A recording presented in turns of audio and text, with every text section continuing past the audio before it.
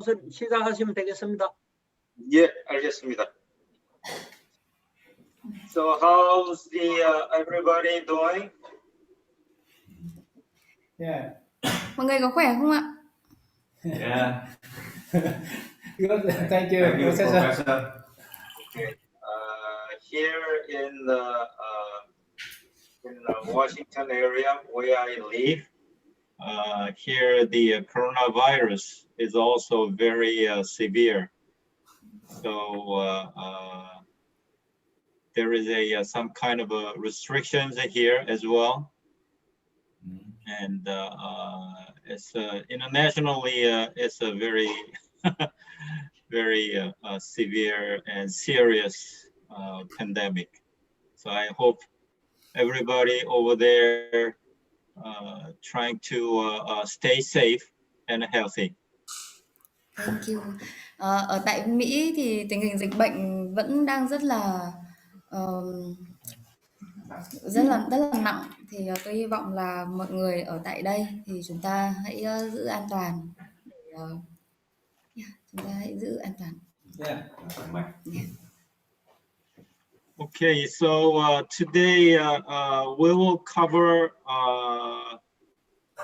marketing plan and the management plan. We're going to cover two topics. Và ngày hôm nay thì chúng ta sẽ đi qua hai chủ đề, đấy là kế hoạch tiếp thị và kế hoạch quản lý. So the previous sessions we covered marketing strategy and creating products and services of value. Bởi trước thì chúng ta đã đi qua kế hoạch về thị trường cũng như là xác định cái tuyên bố giá trị của sản phẩm. And today we're going to cover the marketing plan, which is how you're going to sell your product to the customer. Và hôm nay trong loạt bài về kế hoạch tiếp thị, có nghĩa là chúng ta sẽ học về cách mà chúng ta bán sản phẩm của mình cho khách hàng. Next slide, please.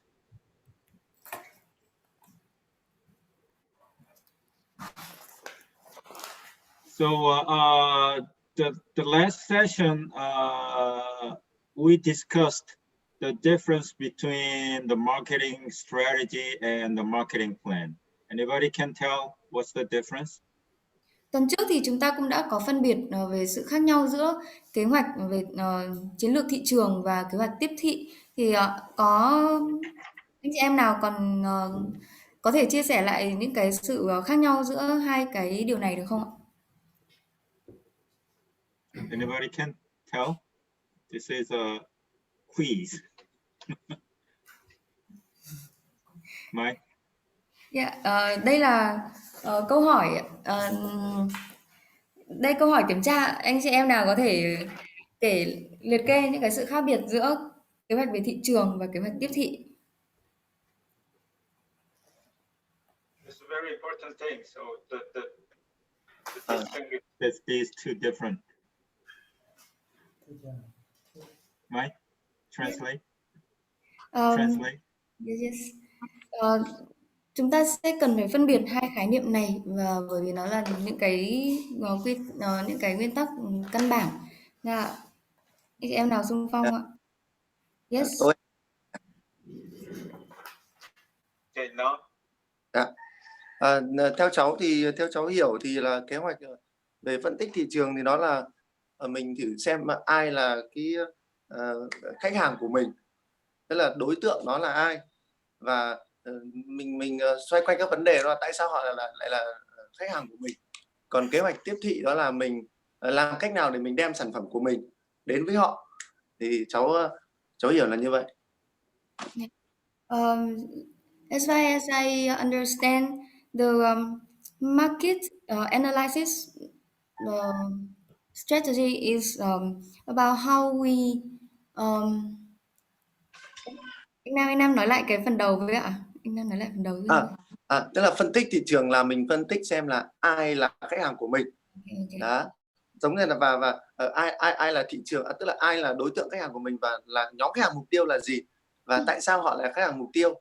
Đấy, thậm chí nếu mở rộng ra thì trong bài học không có, nhưng mà anh nghĩ thêm đó là trước mà ở đây mà đó là gọi là cái phạm vi, tức là cái quy mô của thị trường đấy, tức là cái nhu cầu nó có lớn không.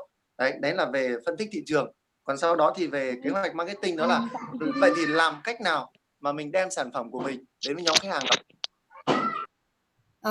So about the market analysis strategy is we analyze who is the potential customer and why they buy our product. And about the marketing plan, it is how we bring our product or service to the customer, how we sell our product. Yeah, that's great. The Isaac's gonna get an A plus. Câu trả lời rất chính xác ạ. Anh Nam sẽ được điểm A. Điểm 8.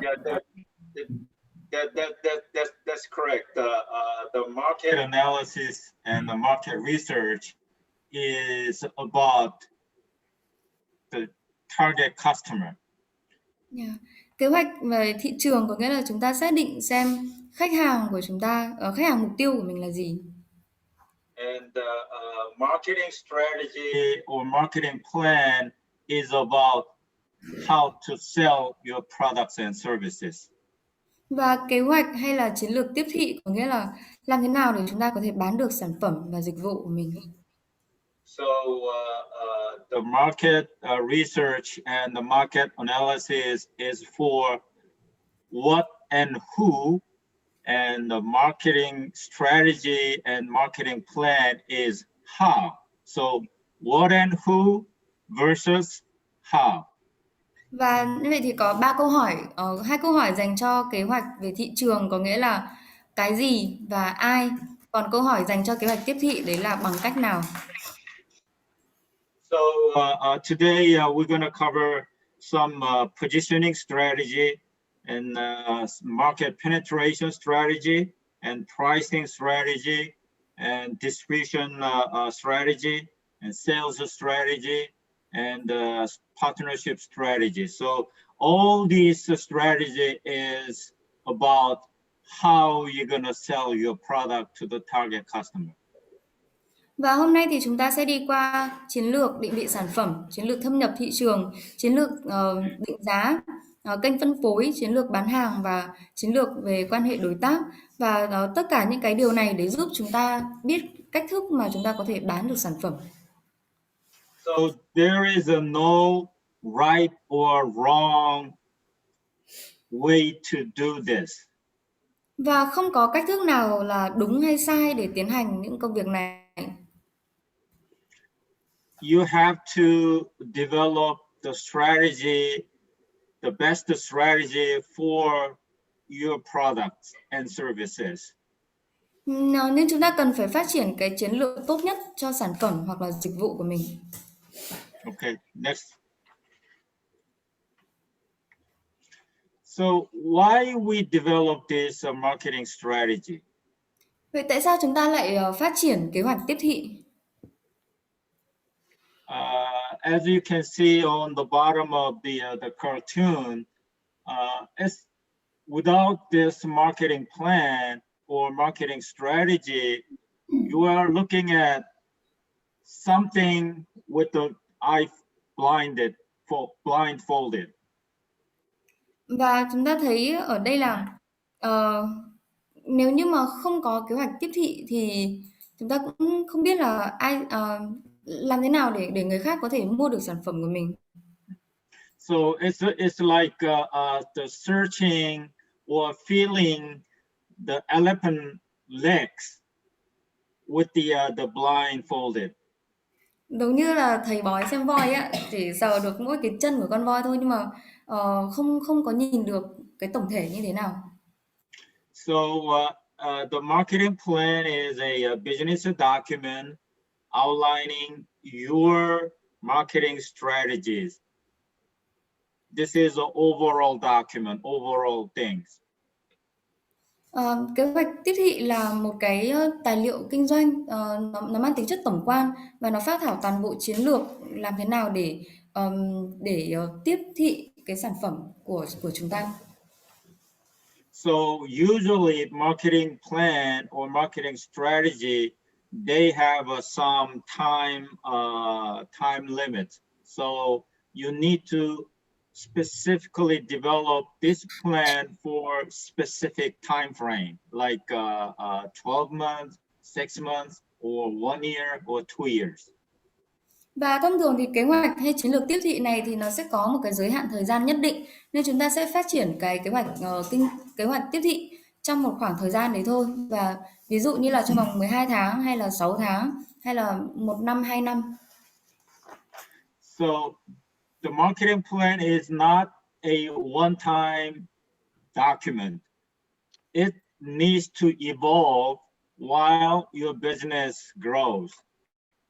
Và cái kế hoạch tiếp thị nó không phải là một cái tài liệu mà chỉ dùng một lần duy nhất thôi, nhưng mà cái kế hoạch này nó sẽ cần phải thay đổi và phát triển khi mà doanh nghiệp của chúng ta phát triển. Okay, next slide. So another reason to develop the marketing plan is it clarifies, the marketing plan clarifies your target market. Và một lý do nữa vì sao lại cần kế hoạch tiếp thị, đấy là kế hoạch tiếp thị cung cấp cho chúng ta cái sự rõ ràng về thị trường của bạn là ai. And also it helps you develop a value proposition on Và your products and services. Yeah, Mike, go ahead. Và nó cũng giúp chúng ta đưa ra được tạo ra được cái tuyên bố giá trị cho sản phẩm của chúng ta là gì. And also, the marketing plan is a focused and systematic approach to selling your product and services. Và kế hoạch tiếp thị cũng cho chúng ta có trọng tâm và có cái định hướng cụ thể về cách thức mà bán sản phẩm. Next slide.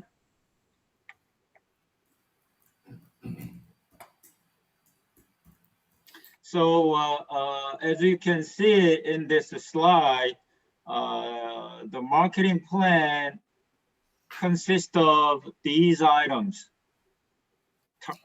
target customers and your products' unique selling propositions, and the pricing strategies, distribution plans, and the promotion strategies, and also it contains some conversion, referral, and retention strategies. These are all related to the sales strategy, and also it also requires a financial projections. Đây là tất cả những cái điểm mà chúng ta nhìn thấy ở trong slide này sẽ là được bao gồm trong một kế hoạch tiếp thị. Thì nó sẽ đi qua tất cả khách hàng mục tiêu của chúng ta là ai, lợi điểm bán hàng độc nhất của sản phẩm là gì, chiến lược để định giá và định vị là gì, kế hoạch phân phối ưu đãi tiếp thị, hay là kế hoạch để chuyển đổi cũng như là duy trì được lượng khách hàng. Và về tài chính nữa thì một số điều ở trong này nó thuộc về cái chiến lược bán hàng. So with this marketing plan and marketing strategy, you will have some marketing priorities. So you prioritize your marketing strategies, and also you will have marketing goals and objectives.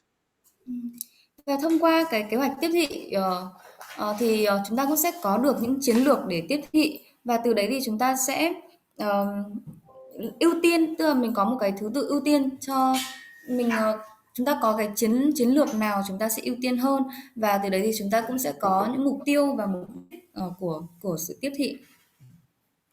So some topics may not applicable to the small business, but today I will just introduce those topics to you so that you can study more later on by yourself. Và có một số điều thì nó sẽ không khả thi đối với các doanh nghiệp nhỏ, nhưng mà hôm nay thì tôi cũng sẽ giới thiệu cho các bạn những điều này và chúng ta có thể tìm hiểu thêm sau khi về nhà. Next slide. So when you develop the marketing plan, you need to have some ideas on these things. The first, you need to clearly understand about your business current situations. Và khi chúng ta mà phát triển một kế hoạch tiếp thị thì chúng ta sẽ cần phải có những cái khái niệm, có những ý tưởng về một số điều sau. Đầu tiên là chúng ta cần phải biết rõ, biết chi tiết về tình hình hiện tại của doanh nghiệp chúng ta như thế nào. So without any knowledge on your products and services, you really cannot sell it, right? Nếu như mà không có kiến thức thì những sản phẩm hay dịch vụ của chúng ta sẽ không thể bán được, có phải không? And also, you need to have some kind of idea whether there is some risk factors in the future. Và ngoài ra chúng ta cũng cần có những cái sự hiểu biết về liệu một số rủi ro có thể gặp phải trong tương lai là gì. And also, you need to clearly understand about your target market, which identified during the market research and analysis. Và chúng ta cũng cần phải hiểu rõ thị trường mục tiêu của chúng ta là ai. Và điều này thì chúng ta có được sau khi mà chúng ta đã phân tích thị trường. So, for example, I know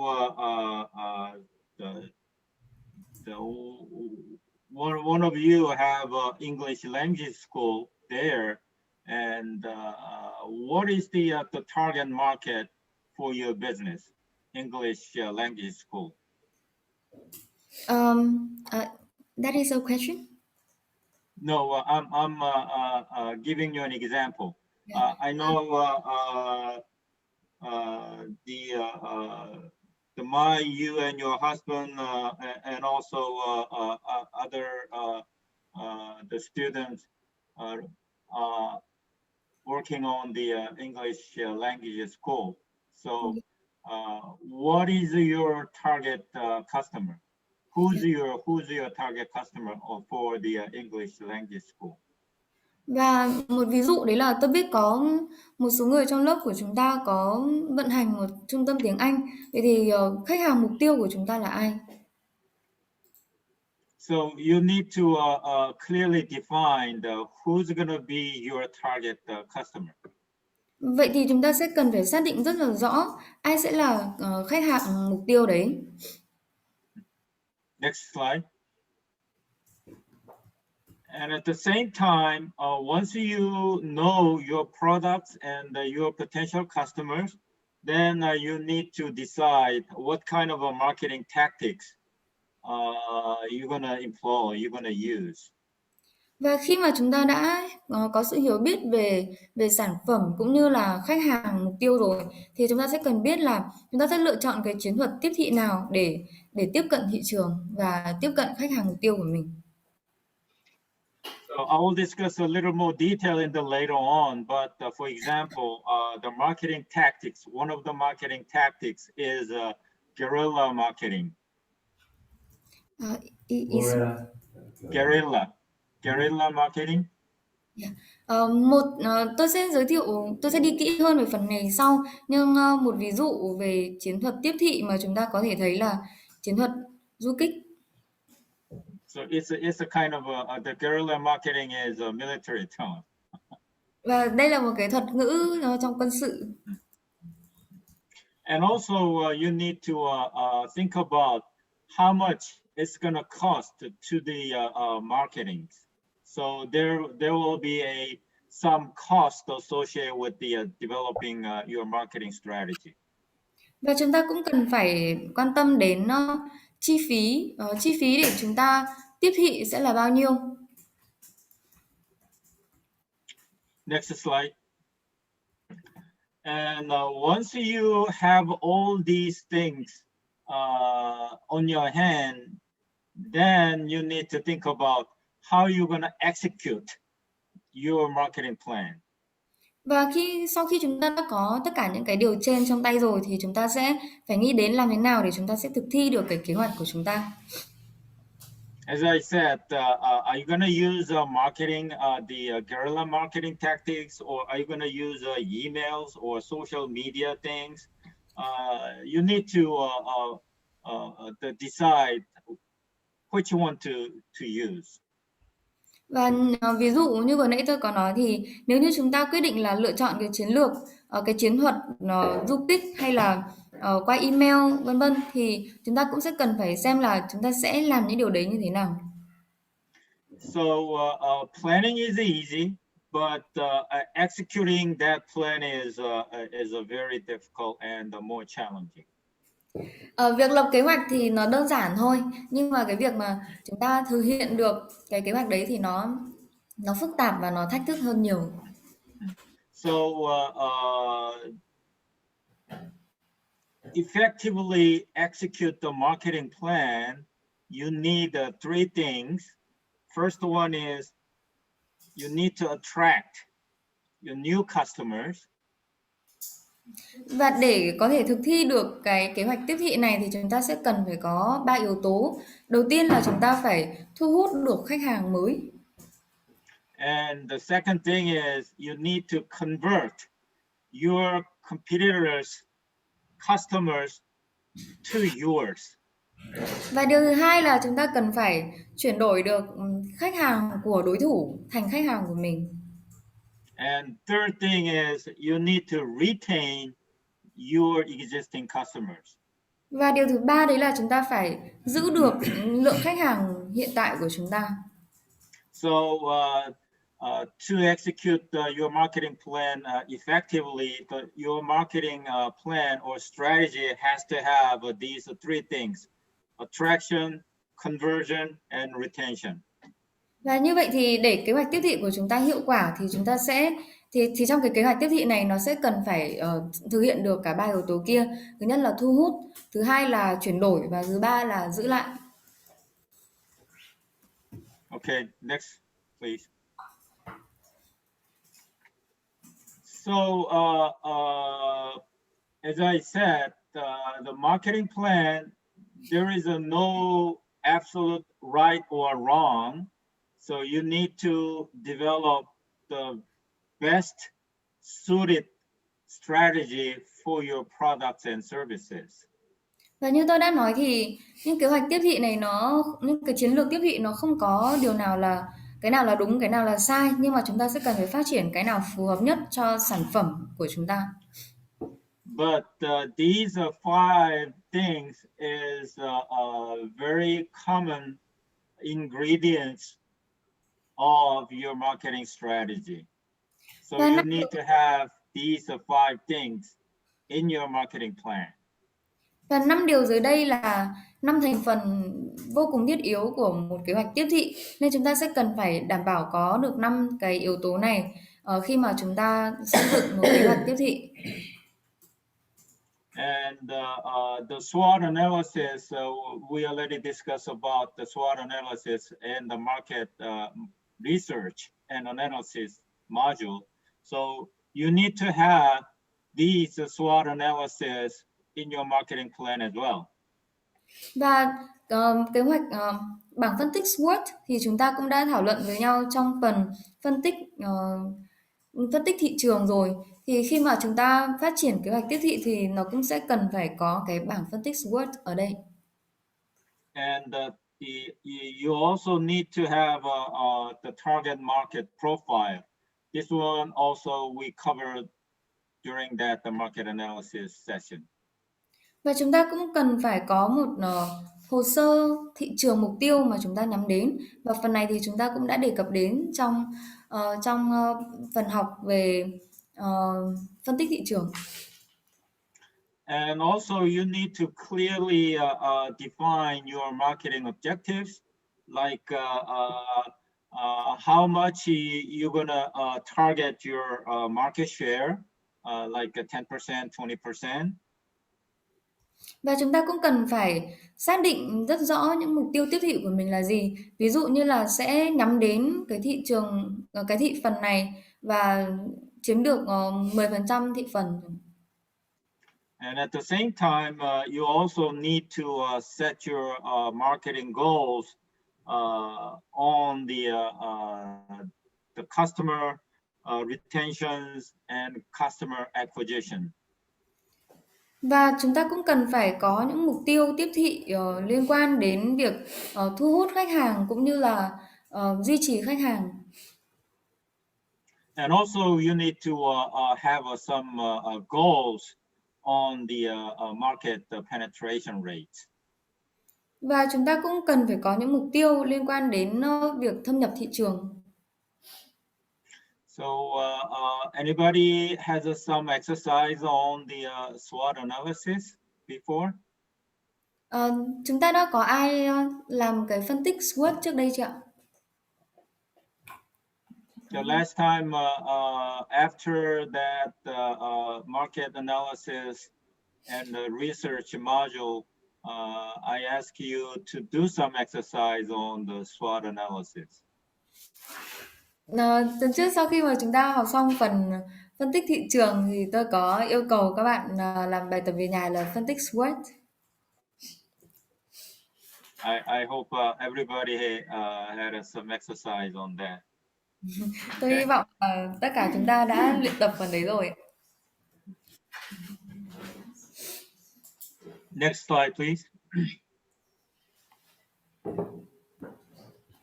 And also you need to have some detailed strategy on how you're going to execute your marketing plan.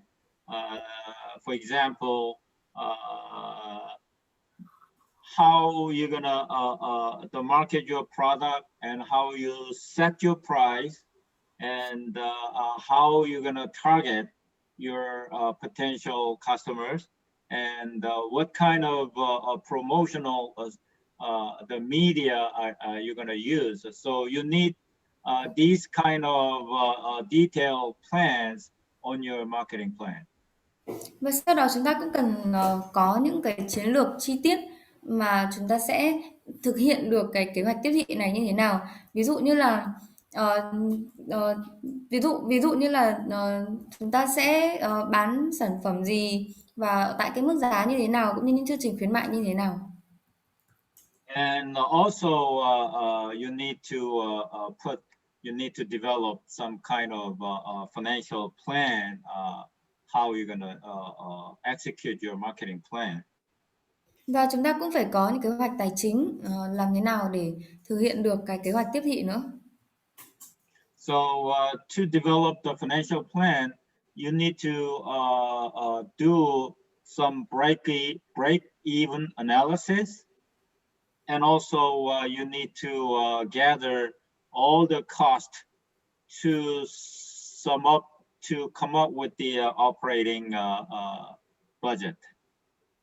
Và chúng ta để mà lên được kế hoạch tài chính này thì chúng ta sẽ cần phải làm cái phân tích hòa vốn cũng như là sẽ phải liệt kê và tính đến hết toàn bộ các chi phí mà nó sẽ liên quan đến trong việc vận hành được thực hiện được cái kế hoạch tiếp thị này. So everybody knows what the break-even analysis is? Chúng ta đã biết phân tích hòa vốn là gì chưa ạ? I think somebody shake hand, shake hands. Is it the supply and demand things, the line, and they meet at one point? Yeah, this the break-even analysis is the total cost of your product equals your total revenues. So the total cost, when the total cost is equal to the revenue, that is a break-even point. So you need to do that kind of cost and revenue analysis. Vậy thì trong phân tích hòa vốn có nghĩa là chúng ta sẽ cần phải xem tổng chi phí nó có bằng được tổng doanh thu hay không. Nếu như mà tổng chi phí bằng tổng doanh thu thì cái điểm nó bằng nhau đấy là điểm mà nó sẽ hòa vốn. Nên chúng ta sẽ cần phải làm những phân tích liên quan đến chi phí và doanh thu nhận được. So I will give you some very simple example. the coffee price is $1 for cup. So if you sell the 100 coffee, then your revenue is $100. Tôi sẽ Right. cho các bạn một ví dụ rất là đơn giản. Ví dụ như một cốc cà phê chúng ta bán là $1. Như vậy thì nếu chúng ta bán được 100 cốc cà phê thì chúng ta sẽ thu được doanh thu của chúng ta sẽ là $100. And in the cost side is let's say your coffee bean cost, you buy the coffee bean for 1 cup of coffee, it costs 50 cents. Then your coffee cost for 100 coffees is $50. And let's say your operation expense is $50, including labor cost. If that's $50, then your coffee cost is $50, and your whole operational cost is $50. So that's $100. So that $100 is equal to the coffee cost, your revenue, $100. So 100 and 100 is equal. That's a break even. Yeah. Và về chi phí thì giả sử như chúng ta sẽ cần phải có cái chi phí, ví dụ như một cái phin để pha cà phê, cho mỗi một cái cốc cà phê đấy thì nó sẽ mất 50 cent, tức là một nửa đô, và thêm cái chi phí nhân công nữa. Thì như vậy là giả sử cái chi phí về dụng cụ pha cà phê cho 100 cốc nó sẽ bằng với 50 đô, và cái chi phí cho nhân công cũng là 50 đô cho 100 cốc cà phê đấy. Thì như vậy thì tổng cái chi phí của chúng ta là 100 đô, và nó cũng bằng với lại cái tổng doanh thu mà chúng ta bán được 100 cốc cà phê là $100. Thì như vậy nó sẽ hòa vốn. Okay, so everybody understand what the break even is? Yes. Mọi người đã hiểu phân tích hòa vốn là gì chưa ạ? Okay, next slide, please. So I mentioned that when you develop the marketing plan, you need to set up some marketing goals and objectives. Và như tôi đã nói, khi chúng ta lên cái kế hoạch tiếp thị thì chúng ta sẽ cần phải có mục tiêu và mục đích của tiếp thị là gì. So when you set your goals and objectives, and it has to be very specific, and it has to be a time sensitive, and it has to be metric driven. Và khi chúng ta lên mục tiêu và mục đích tiếp thị này, mục tiêu tiếp thị thì nó sẽ phải vô cùng cụ thể, và nó có giới hạn thời gian, cũng như là nó có những cái metric, Thước đo. nó có những cái thước đo cho những một cái mục tiêu đấy. So what that metric driven means is you can assess or evaluate the result of the activities. That's a metric driven. Mục tiêu tiếp thị mà nó có những cái thước đo rõ ràng, có nghĩa là chúng ta sẽ biết những cái kết quả cụ thể mà chúng ta sẽ đạt được khi mà thực hiện cái kế hoạch tiếp thị đấy. So as you can see on the right hand side, that the graph, this marketing plan has a 1-year plan, 3-year plan, 5-year plan, 10-year plans. So Và it's a very time specific. Và chúng ta thấy có một cái hình ở bên phải này, thì nó là một cái mẫu. Thì chúng ta sẽ thấy là trong cái kế hoạch này nó chia ra các thời gian cụ thể, ví dụ như từ 1 năm, 3 năm, 5 năm đến 10 năm. And also, it's a very clearly defined goals, like revenues 10 million, and employees 20 employees, and DAU is you don't need to know about that. The DAU means daily active users. Looks like it's an internet-related business, so 70,000 DAUs. It's a very specific targets. They set it. Và trong mỗi một cái năm này thì chúng ta cũng thấy là họ đặt ra những cái mục tiêu rất cụ thể liên quan đến ví dụ là doanh thu, nhân viên, cũng như là đây là một cái doanh nghiệp liên quan đến mảng internet, thì họ sẽ có cái DAU có nghĩa là cái lưu lượng người truy cập mỗi một ngày. So this is a metric driven. This is what it means by a metric driven. It clearly defines a target in the number, so that after 1 year they can evaluate and assess how their marketing plan executed it. Và Depends on these numbers they said. và những mục tiêu này nó cũng có tức là nó cũng có những cái thước đo rất là cụ thể và nó được định vị dưới những cái con số. Thì như vậy thì khi mà doanh nghiệp này triển khai thì họ có thể đánh giá được những cái kết quả mà họ có thể đạt được thông qua những cái con số đấy. And also they very specifically define their goals. If you can read it on the bottom, their retention rate they trying to increase by 30% during that 1 year time period. It's a very specific goal. Và họ cũng đưa ra những cái mục tiêu rất cụ thể. Ví dụ như chúng ta sẽ có thấy được ở đây là họ đưa ra một mục tiêu là họ tăng cái tỷ lệ duy trì của khách hàng lên 30% trong một khoảng thời gian. Okay, next.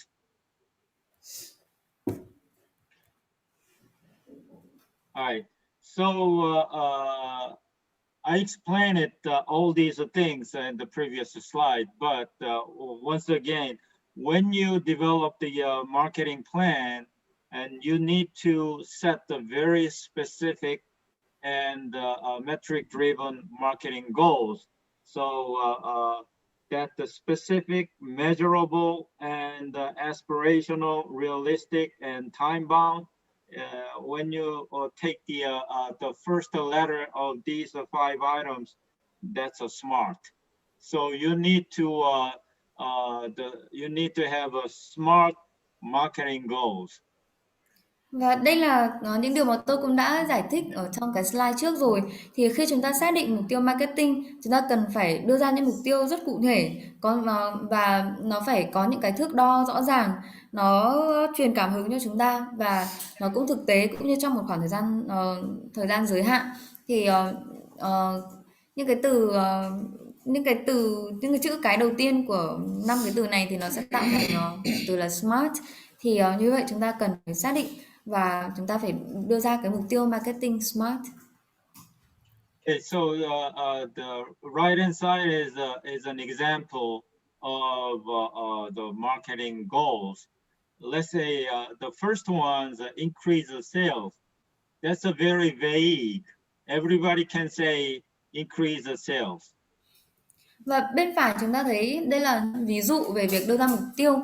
Thì cái mục tiêu đầu tiên là tăng doanh số thì nó rất là mơ hồ và ai cũng có thể nói được là phải tăng doanh số. So for example, let's apply these marketing goals to the English language school. Let's say your marketing goal is the increase students. Và giả sử chúng ta sẽ áp dụng cái mục tiêu này cho cái trung tâm tiếng Anh ạ. Chúng ta có một mục tiêu đấy là phải tăng số lượng học sinh. That means almost nothing. Thì nó cũng gần như là cái mục tiêu đấy nó chẳng có cái nghĩa gì cả. But when you say increase the sales or increase the student numbers by 5%, nhưng nếu như chúng ta sửa lại là tăng cái số lượng bán hàng hoặc là tăng số lượng khách hàng này thêm 5%. In that case, you can measure your marketing plans, whether that is an effective marketing plan or not, because you said increase the student number by 5%. So you can assess your result against this 5%.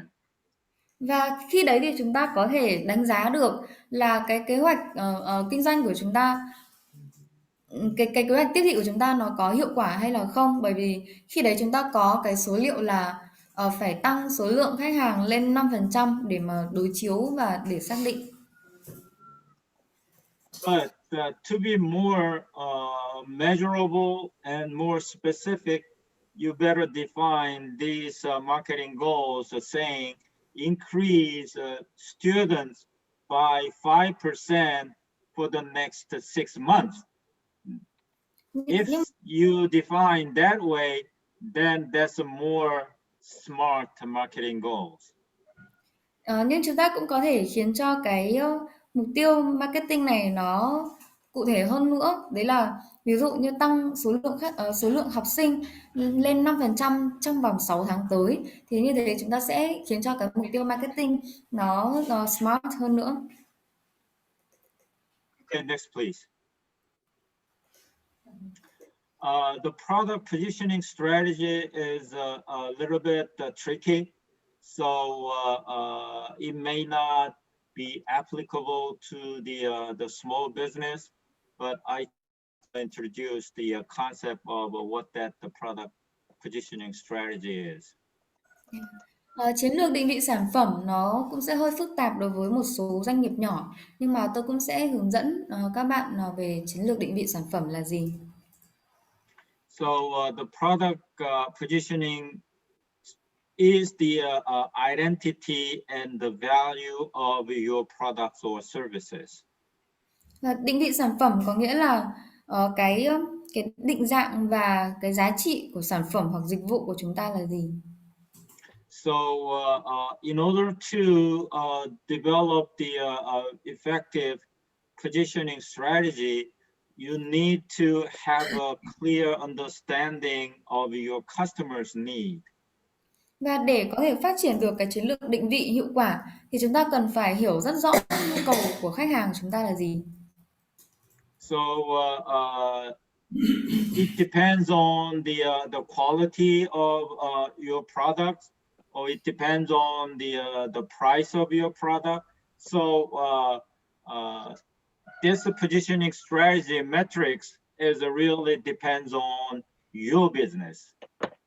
Và ví dụ như nó sẽ tùy thuộc theo những cái đặc tính của sản phẩm, hay là những cái giá trị của sản phẩm, hay nó tùy thuộc vào cái giá cả của sản phẩm.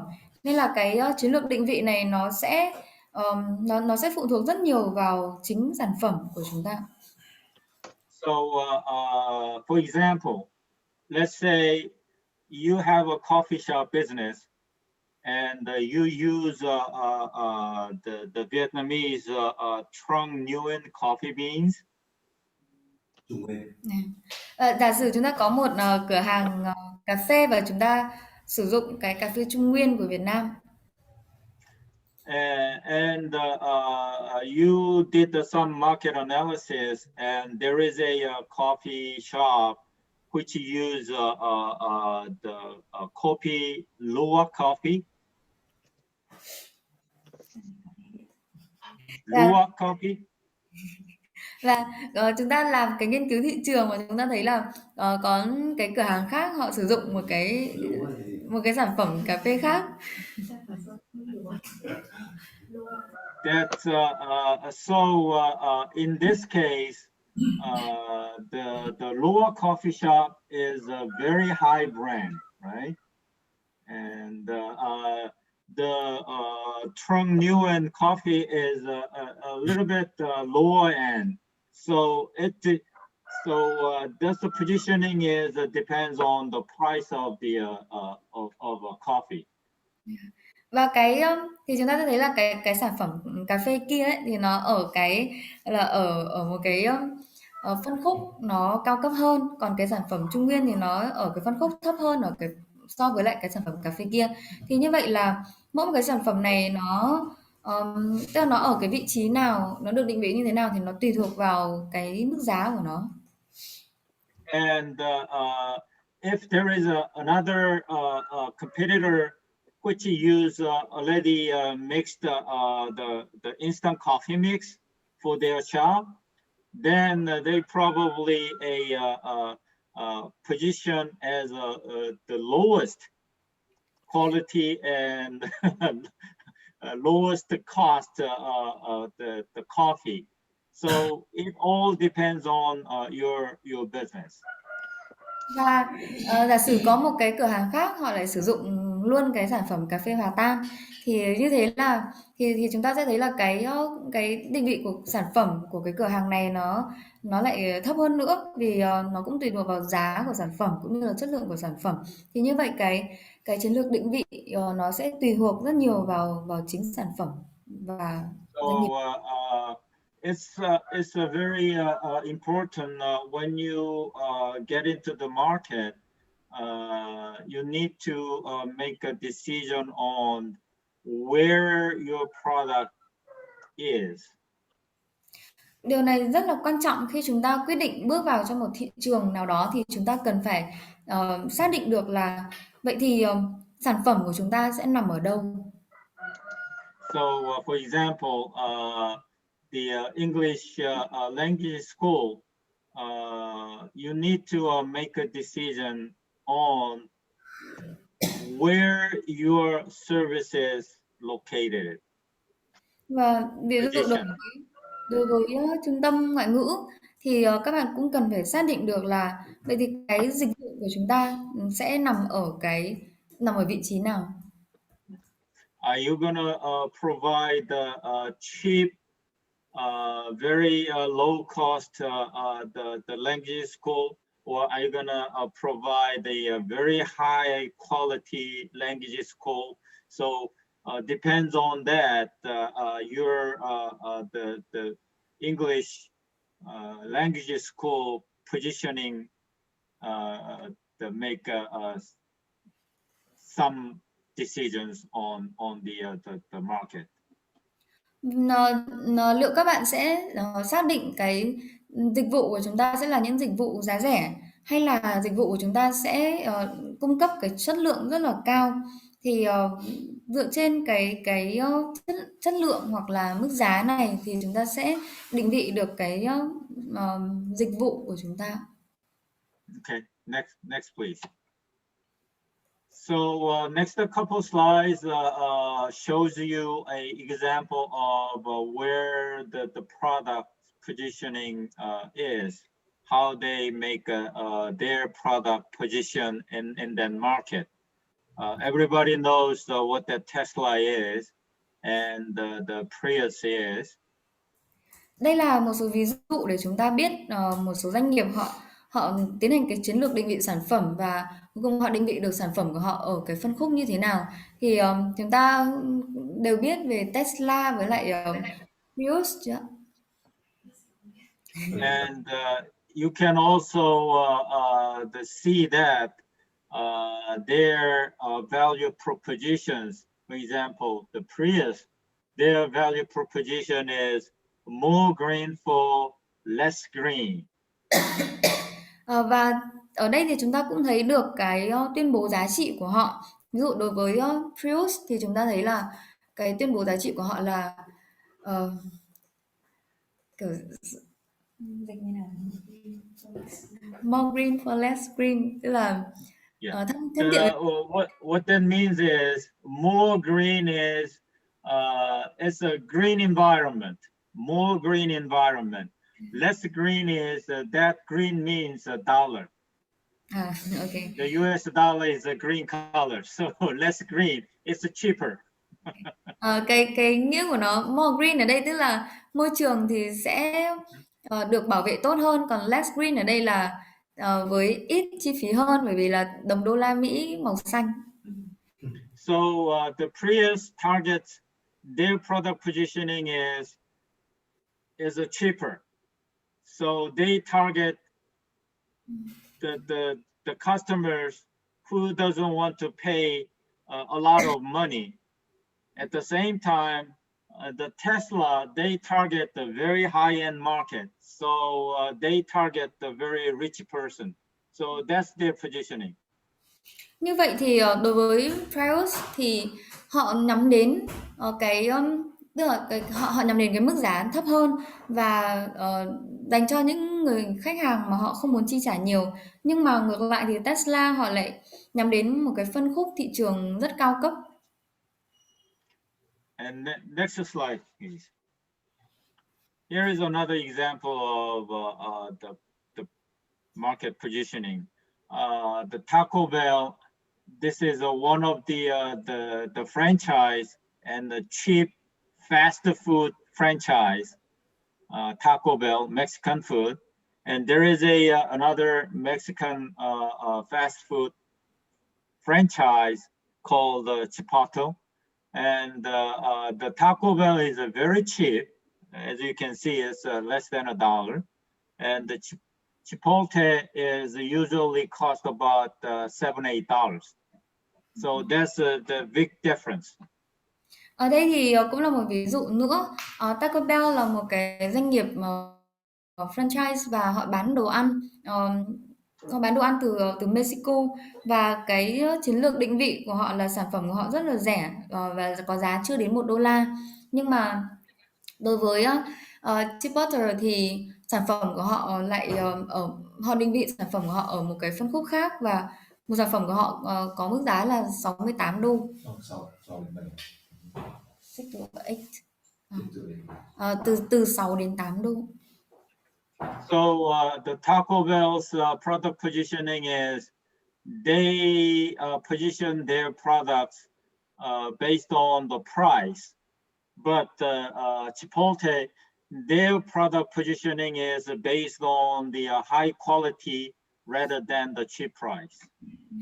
Như vậy thì đối với Taco Bell thì họ định vị sản phẩm của họ ở cái phân khúc giá rẻ, còn Chipotle thì họ lại định vị sản phẩm theo chất lượng cao chứ không phải là giá rẻ. Okay, next please. So once you have the positioning strategy, the next thing is you need to set the price for your products and services. Sau khi mà chúng ta đã định vị được sản phẩm của chúng ta rồi thì chúng ta sẽ cần phải đặt một cái mức giá cho sản phẩm của mình. So the price is the value of your product to the customer. Giá cả chính là cái giá trị của sản phẩm của chúng ta đối với khách hàng. So to decide the price of your product, you need to do the few things. First, you need to determine the minimum and the maximum price. You need to set the price range. Và để có thể định giá được thì chúng ta sẽ cần phải làm một số việc. Đầu tiên là chúng ta tính cái mức giá tối thiểu và thứ hai là chúng ta tính cái mức giá tối đa, tức là chúng ta có một cái khoảng giữa mức giá tối thiểu và mức giá tối đa đó. And next step is between this the minimum and the maximum price, you need to develop 5 different prices. Và khi mà chúng ta đã có cái khoảng giữa mức giá tối thiểu và mức giá tối đa này thì chúng ta sẽ xác định xem 5 cái mức giá ở trong cái phạm vi giá đấy là gì. And once you have these 5 different price ranges, and you need to test those 5 different prices to the potential customers. Và khi chúng ta đã có 5 cái mức giá khác nhau này thì chúng ta sẽ phải kiểm tra cái mức giá nào phù hợp, tức là đưa khảo sát xem cái mức giá nào mà người tiêu dùng họ sẵn sàng chi trả. And once you get the feedback from the potential customers for these different prices, then you make a final decision which is the best price.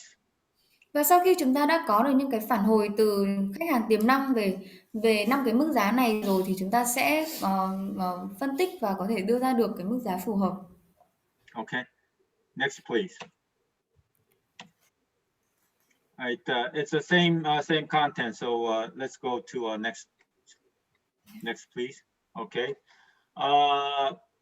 this topics pricing strategy is a little bit academical, so I just wanted to introduce these 5 different things, but the cost plus pricing is a very basic concept and it's most widely used pricing concept. So you can use this for any kind of a business, whether that's a small or large. Đối với phần nói về chiến lược định giá này thì nó sẽ hơi học thuật một chút. Nhưng tuy nhiên thì tôi sẽ giải thích những cái nội dung rất là căn bản về các chiến lược định giá này. Và trong chiến lược định giá này thì chúng ta có thể áp dụng cho tất cả các doanh nghiệp, kể cả là doanh nghiệp nhỏ hay doanh nghiệp lớn. So cost plus pricing is you just simply calculate your cost and add some markups. Chiến lược định giá thứ nhất là định giá theo thặng số. Thì trong cái chiến lược định giá này thì chúng ta chỉ cần tính toán chi phí của chúng ta và cộng thêm một cái thặng số. So let's say if your product cost is $100 and you want to put the 75% markups, then the price is $175. Ví dụ như là cái sản phẩm cho một công ty cà phê là tổng chi phí là $100 và chúng ta muốn đưa ra một cái con số, một cái thặng số ở đây là 25%, thì như vậy tổng cái chi phí tức là cái mức giá mà mình sẽ định ra là 100 cộng với lại 25 đấy là $125 cho cái sản phẩm. It's confusing. I think everybody understand, right? Mọi người có hiểu không ạ? Yes. Yes, okay. And the markups is different than the profit margin. Cái thặng số này thì nó sẽ khác biệt so với lại cái mốc lợi nhuận. Anybody can explain what the difference between the markup and the profit margin? Có ai có thể phân biệt được sự khác nhau giữa thặng số này và cái mức lợi nhuận không ạ? I think everybody knows what that is, right? Tôi nghĩ là mọi người đều biết ạ. Okay, profit margin is the selling price.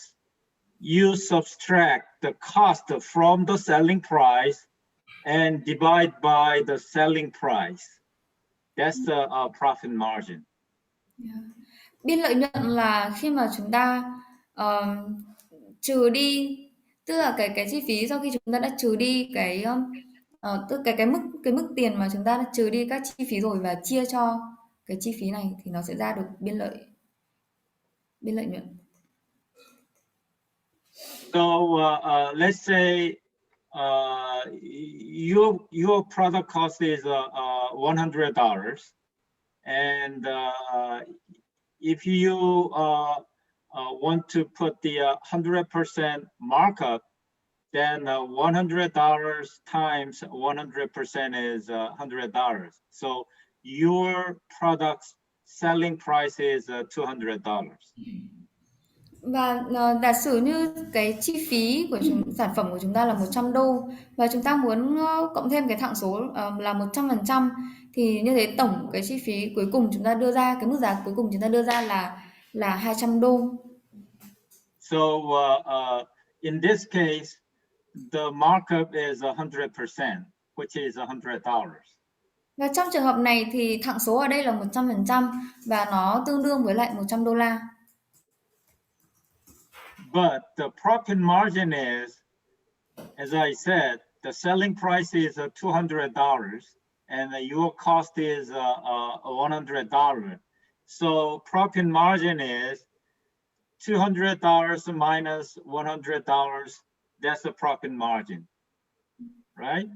So your profit margin is $100, but the percentage of a profit margin is your the selling price minus cost is what? $100. So you divide that $100 by the selling price, which is $200. So your profit margin is 50%. Và trong trường hợp đó thì cái biên lợi nhuận ở đây là chúng ta sẽ cái giá bán của chúng ta là 200 đô và chúng ta trừ đi cái mức chi phí thật là 100 đô thì như vậy cái lợi nhuận là mình có thể có được 100 đô. Nhưng tuy nhiên để tính ra được cái biên lợi nhuận, tức là một cái con số phần trăm cái mức lợi nhuận, thì nó sẽ phải lấy cái 100 đô, tức là 100 đô lợi nhuận kia chia cho cái chi phí, chia cho cái giá bán, tức là chia cho 200 thì như vậy cái biên lợi nhuận của chúng ta sẽ là 50%. So it's easy, right? Đơn giản chưa ạ? It's easy to understand, right? So again, the profit margin is you need to subtract your cost from the selling price and divide the result of this subtraction by the selling price. That's the profit margin. Tóm lại thì cách để chúng ta tính cái biên lợi nhuận đấy là chúng ta sẽ lấy cái chi phí trừ cái doanh thu trừ đi cái chi phí và chia cho giá bán. Okay. And there is another pricing strategies like competitive pricing strategy, value-based, and price scheming and penetration pricing strategies. But I don't want to get into the details of it. You can read through for the next few slides. I explain in detail, so you can read it through. But the value-based pricing strategy is a little bit difficult. So I want you guys to study a little bit. You can just Google it and through the internet the research. You can study what that value-based pricing is. Các chiến lược định giá còn lại, ví dụ như là định giá cạnh tranh hay định giá dựa trên giá trị, chiến lược giá hớt váng, định giá thâm nhập thì tôi sẽ không đi cụ thể, và bởi vì một vài slide nữa thì chúng ta cũng sẽ có một số cái chi tiết hơn về các chiến lược giá này. Nhưng trong đó thì có cái định giá dựa trên giá trị nó sẽ phức tạp hơn một chút và tôi muốn là các bạn có thể chúng ta có thể đọc và có thể tìm hiểu ở trên mạng về cái chiến lược định giá dựa trên giá trị này là gì. Okay, next please. So this is a little bit details of what the value pricing is. So I will just to give you an example. Let's say the Samsung, they want to market the new 70-inch LED TVs.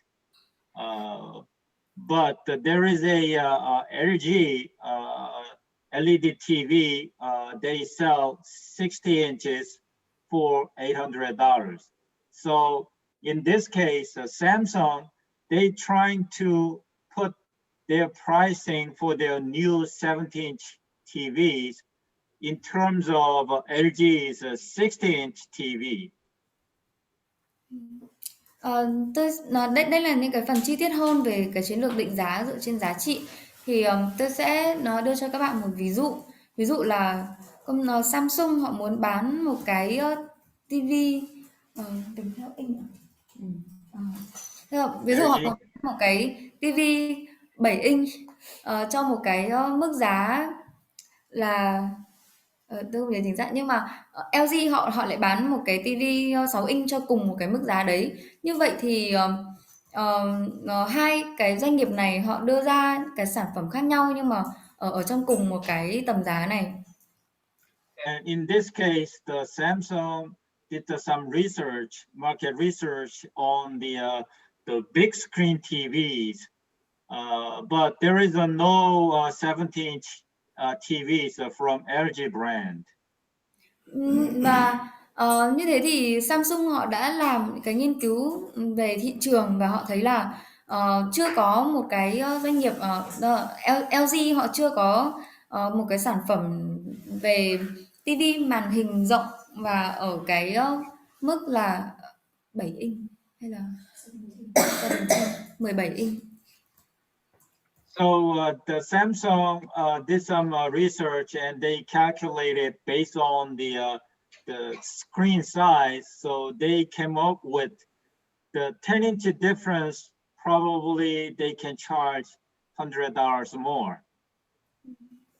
Và như thế thì cái nghiên cứu về sản phẩm mà Samsung đã quyết định lựa chọn đấy là dựa trên cái kích thước của cái màn hình và từ đấy thì họ nó đưa ra một cái sản phẩm mới và họ có thể thu phí ở một cái mức phí là khoảng $100. So in this case, the value for the 70-inch TV is about $100 more than 60 inches. So the Samsung's TV, 70-inch TV, so they set the price about what, $900.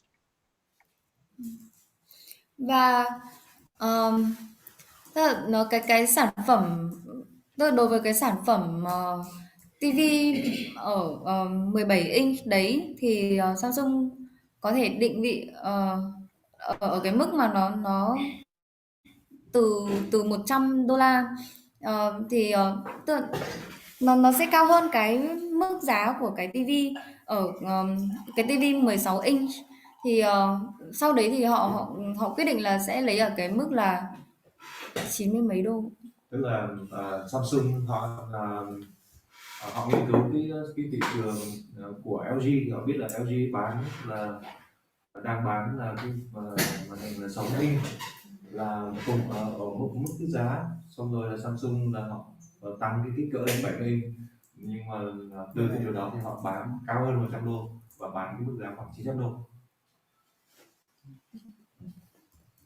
Okay, so I will send you a supplementary the slide for these examples.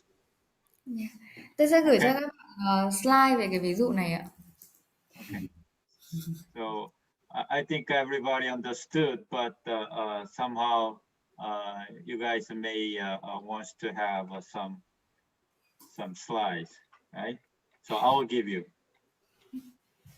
Tôi nghĩ là các bạn đều hiểu nhưng mà chúng ta nếu cần cái tài liệu thì tôi sẽ gửi slide cho các bạn. So next, please. So there is some advantages for the value-based pricing, and these are the advantages. You can read it through.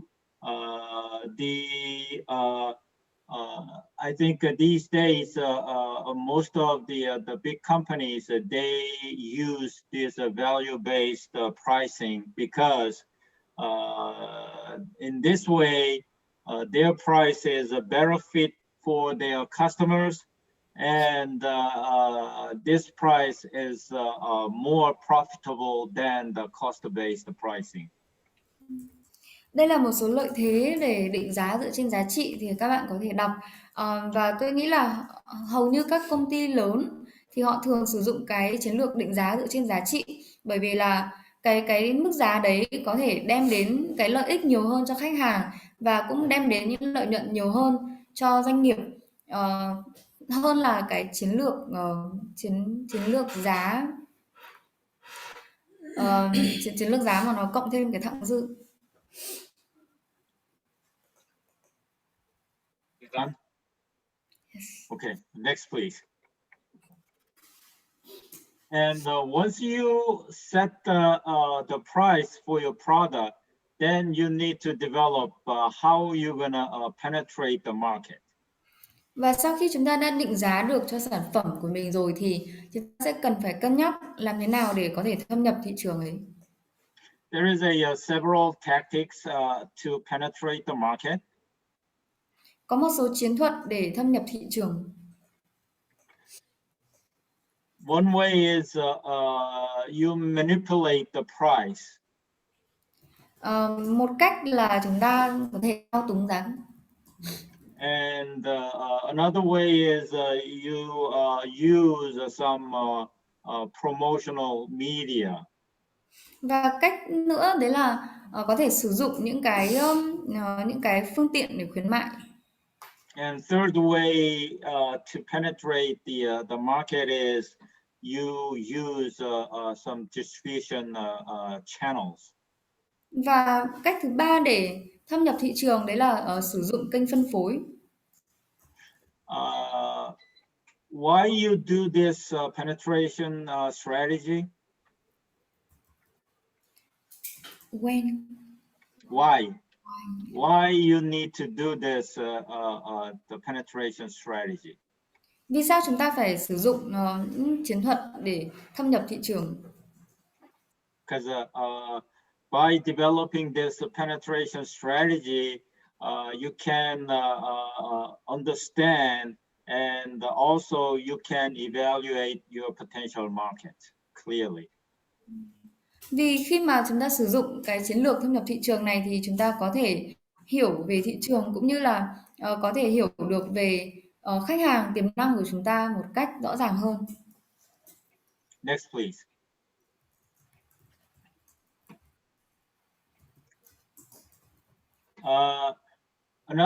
There is another the penetration tactics. You simply improve your products. Một cách thức nữa để có thể thâm nhập thị trường đấy là chúng ta chỉ cần cải tiến sản phẩm của mình thôi. Or you create the barriers, entry barriers for your competitors cannot penetrate or join the market. Hoặc là chúng ta có thể tạo ra những cái rào cản gia nhập để đối thủ của chúng ta không thể nào tham gia được vào cái thị trường đấy. And also you can use by alliancing your strategic partners. Chúng ta cũng có thể tham gia vào một cái liên minh những cái đối tác chiến lược. So the strategic alliances is the one of the most powerful penetration strategy used these days. Và những liên minh chiến lược này là cái chiến lược để thâm nhập thị trường rất là mạnh mẽ mà đang được sử dụng hiện nay. Okay, next please. So when you develop this penetration strategy, you need to consider some factors. First, you need to educate the customer. Và khi chúng ta thực hiện những chiến thuật để thâm nhập thị trường này thì chúng ta sẽ cần phải cân nhắc đến một số yếu tố. Đầu tiên là phải giáo dục cho chính khách hàng của chúng ta. And also you need to make your customers to easily buy your products. Và chúng ta cũng cần giúp khách hàng có thể mua hàng được dễ dàng hơn.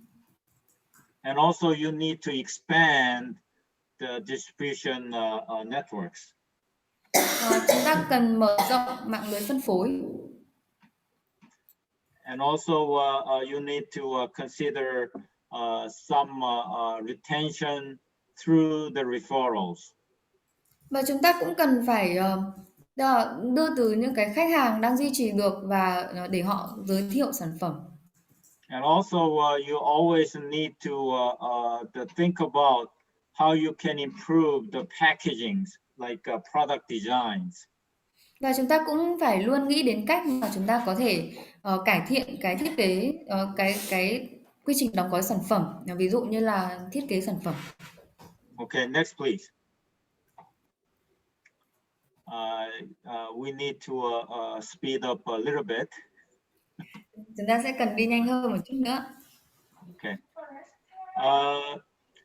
The distribution strategies, as you can see in the graph, most small businesses from your business to directly to the customer. That there is no middle layers between you and customer.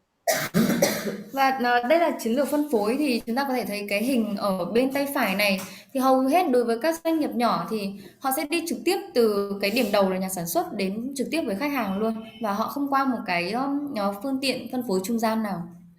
So it depends on the business. You need some middle layers like retailers, wholesalers, distributor, or the agent or brokers. Và tùy thuộc vào cái doanh nghiệp và sản phẩm của chúng ta mà chúng ta có thể lựa chọn những cái kênh phân phối ở giữa, ví dụ như là thông qua những người bán lẻ hay bán buôn, những người phân phối rồi thông qua cả cái một cái cơ quan khác nữa. So when you develop your distribution strategy, you always need to look at your product features and the price, and also you need to look at your promotional strategy. Và để có thể mà quyết định được cái chiến lược phân phối như thế nào thì chúng ta sẽ cần phải cân nhắc về mức giá của sản phẩm, cân nhắc về sản phẩm của chúng ta, mức giá của sản phẩm đấy là gì và khả năng những cái chương trình khuyến mại mà nó sẽ đi kèm. Okay, next, please. So this shows you which distribution strategy brings you a more money or less money. For example, go ahead. Chúng ta sẽ xem đây là một số ví dụ để một số cách thức để chúng ta sẽ biết là cái kênh phân phối nào sẽ giúp chúng ta có nhiều tiền hơn hay là ít tiền hơn. For example, direct sales, which means there is no middle ground, that brings you more money, more profit. Ví dụ là bán hàng trực tiếp thì có nghĩa là không có cái kênh nào ở giữa nữa thì nó sẽ đem đến cho chúng ta nhiều tiền, nhiều lợi nhuận hơn. And when you put more layers between you and customer, that brings you a less money. Nhưng khi mà chúng ta đặt nhiều cái nhiều cái kênh ở giữa chúng ta và khách hàng hơn thì nó đồng nghĩa với việc là chúng ta sẽ có ít lợi nhuận hơn. So the more layers you create, the less money you will get. Như thế thì chúng ta tạo ra càng nhiều lớp thì chúng ta sẽ càng có ít tiền. Okay, next slide. This is a little bit detail, but you can read it. What is the intensive and selective and exclusive distribution means? I just want to explain one thing here. Go ahead, Mike. Đây là một số cái thông tin chi tiết hơn về cách để phân phối. Ví dụ như phân phối chọn lọc, phân phối độc quyền và phân phối chuyên sâu thì các bạn có thể đọc chi tiết ở trên slide hoặc là sẽ tìm hiểu thêm. Nhưng tôi chỉ muốn nhấn mạnh đến một điều.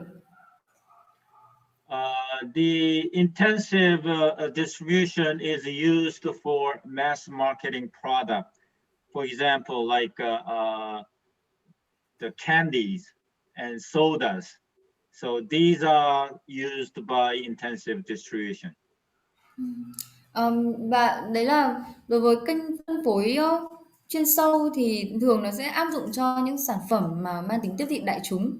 Thì ví dụ như trong những cái ngành hàng tiêu dùng nhanh thì những cái khách hàng của chúng ta sẽ tiếp cận được nó càng nhiều càng tốt. And selective distribution is only they sell their product through very selective selective outlets or stores. Đối với kênh phân phối chọn lọc thì họ sẽ chỉ bán hàng qua những cái cửa hàng rất là giới hạn thôi. And the exclusive distribution is they only use exclusive agent or distributor. Và đối với phân phối độc quyền thì họ sẽ sử dụng tức là họ sẽ sử dụng một nhà phân phối hoặc là một cơ quan trung gian duy nhất. For example, let's say the Isaac's guitar shop, if they sell the Segovia guitar, and Isaac get the exclusive distributorship from the Segovia guitar manufacturer, then that's the exclusive distribution. Ví dụ như cửa hàng guitar Isaac bán sản phẩm guitar thông thường thì như thế cửa hàng Isaac bắt đầu lấy những sản phẩm từ nhiều nhà sản xuất thì như thế guitar Isaac cũng đang lựa chọn phân phối chuyên sâu. Next, please. So far you have all the strategies and tactics. Now you need to develop sales strategy. Vậy từ đầu đến giờ thì chúng ta đã có được những cái chiến lược và chiến thuật liên quan đến marketing, thì bây giờ chúng ta sẽ cần phải có những chiến lược liên quan đến bán hàng. Previously I mentioned that the metric driven, and this is a metric driven strategy. Và trước đó thì tôi có đề cập đến cái việc mà chúng ta đưa ra những cái thang đo, thì đây sẽ là cái phần mà chúng cũng liên quan đến cái định dạng theo thang đo đấy. And this sales metric has to be a very quantitative and has to be measurable. Cái thang đo bán hàng này thì nó sẽ cần phải rất là mang tính chất định lượng, định tính, tức là nó cần phải đo lường được và nó cần phải tức là đưa ra được những con số. So these are the sales metrics you need to develop when you develop the sales metrics.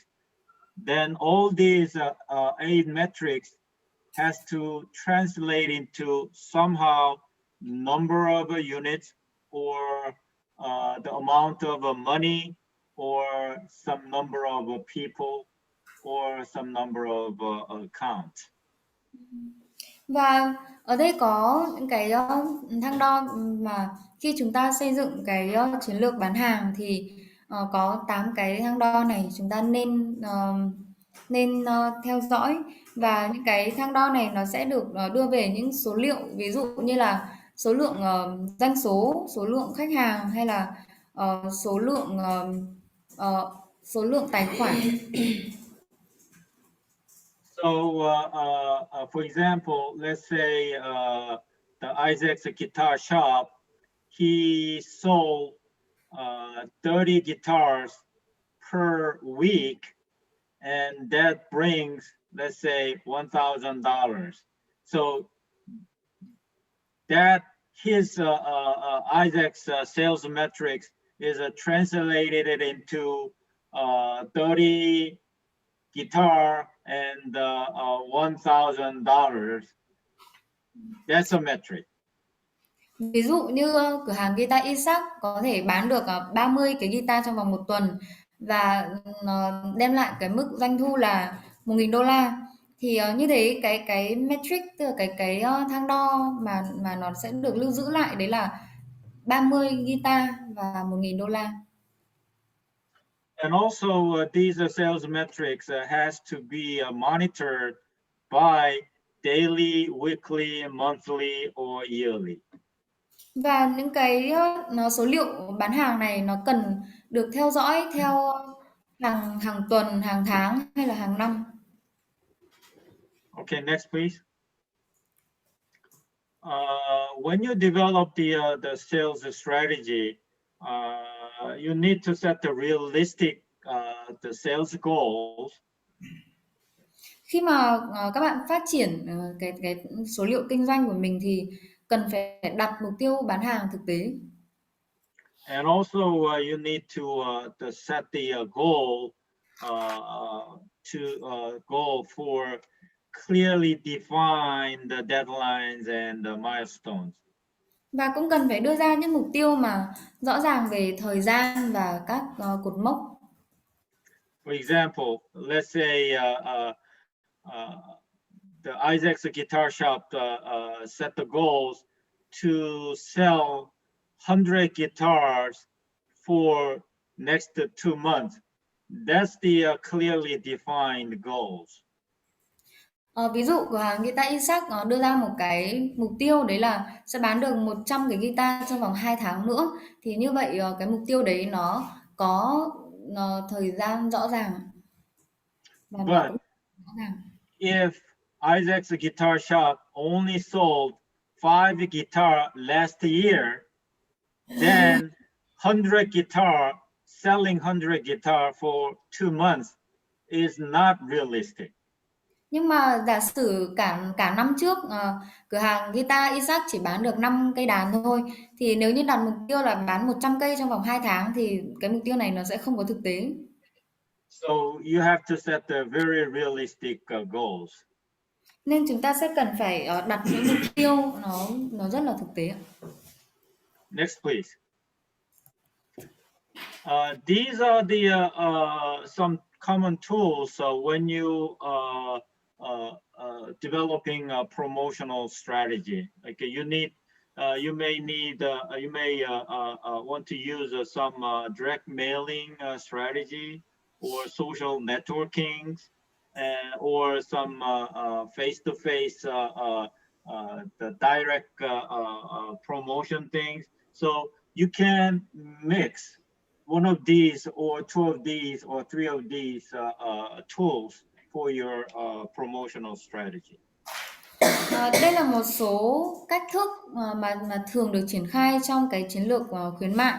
Thì nó có thể là quảng cáo hay gửi thư trực tiếp, email qua những trang mạng xã hội, hay là trò chuyện trực tiếp. Thì chúng ta có thể sử dụng 1 cái, 2 cái hoặc là 3 cái ở trong những cái công cụ này để đưa vào trong chiến lược khuyến mại của mình. Okay, next please. So when you develop the marketing strategy, you can mix some promotional media or some sales strategies. So you can mix to develop the best strategy to your business. Và khi mà chúng ta lựa chọn cái chiến lược marketing, chiến lược tiếp thị, thì chúng ta hoàn toàn có thể kết hợp một vài cái chiến lược hoặc là chiến thuật từ khuyến mại cho đến tức là các cách để cho đến các chiến lược để tiếp thị. Thì khi mà chúng ta có thể kết hợp một vài cái chiến lược lại để đưa ra được một cái chiến lược nó phù hợp nhất và tốt nhất cho doanh nghiệp của mình. So I previously explained when you develop the marketing strategy, you need to always consider four things. Và trước đó thì tôi đã đề cập đến, thì khi mà chúng ta xây dựng cái chiến lược marketing thì chúng ta sẽ luôn cần phải cân nhắc đến 4 yếu tố. That's called 4P marketing. Và nó được gọi là marketing 4 chữ P. One is a product. Một là sản phẩm. Price. Thứ hai là giá cả. Promotion. Thứ ba là khuyến mại. And place and customer. Và thứ tư là địa điểm rồi. So product, price, promotion, place, 4 things. Và như vậy có 4 cái ạ, về sản phẩm, mức giá, khuyến mại và địa điểm. Okay, next please. The last thing on your marketing plan is some strategic alliance strategy. Và trong phần cuối cùng của chiến lược marketing đấy là các chiến lược để liên minh, tìm đối tác. So always look at whether there is a available local partners there. Always look at the local partners.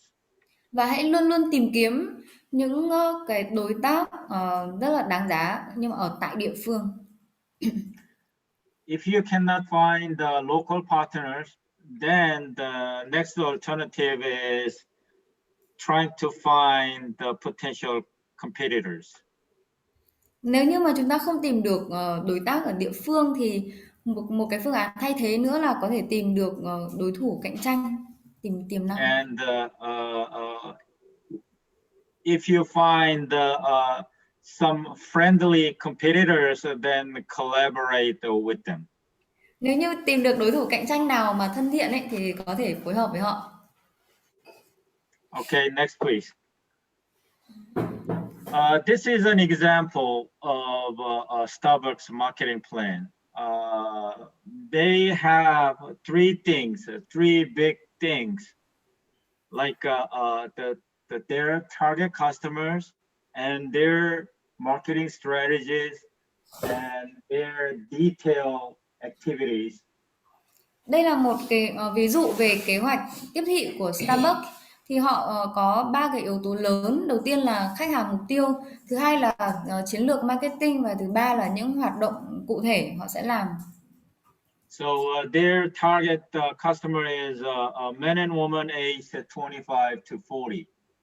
Và khách hàng mục tiêu của họ là những người cả đàn ông và phụ nữ độ tuổi từ 25 đến 40. And their marketing goals is very specific and number driven and measurable.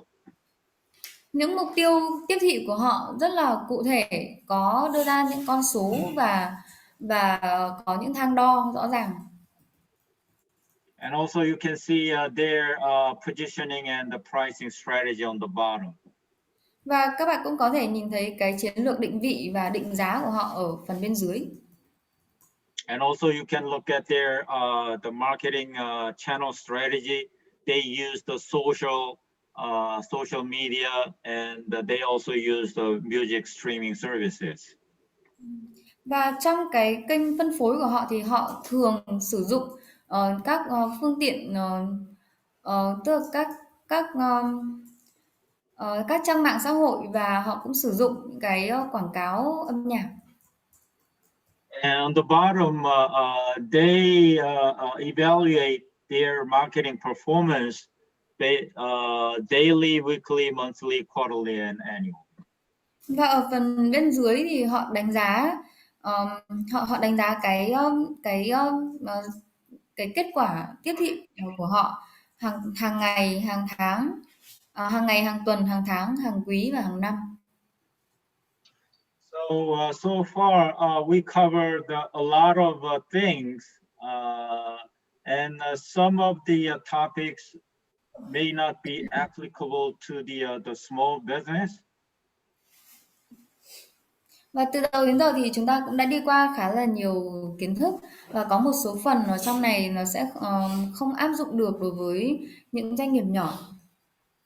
But the concept is that you can use every concept to any kind of a business. So I want you guys to study more details.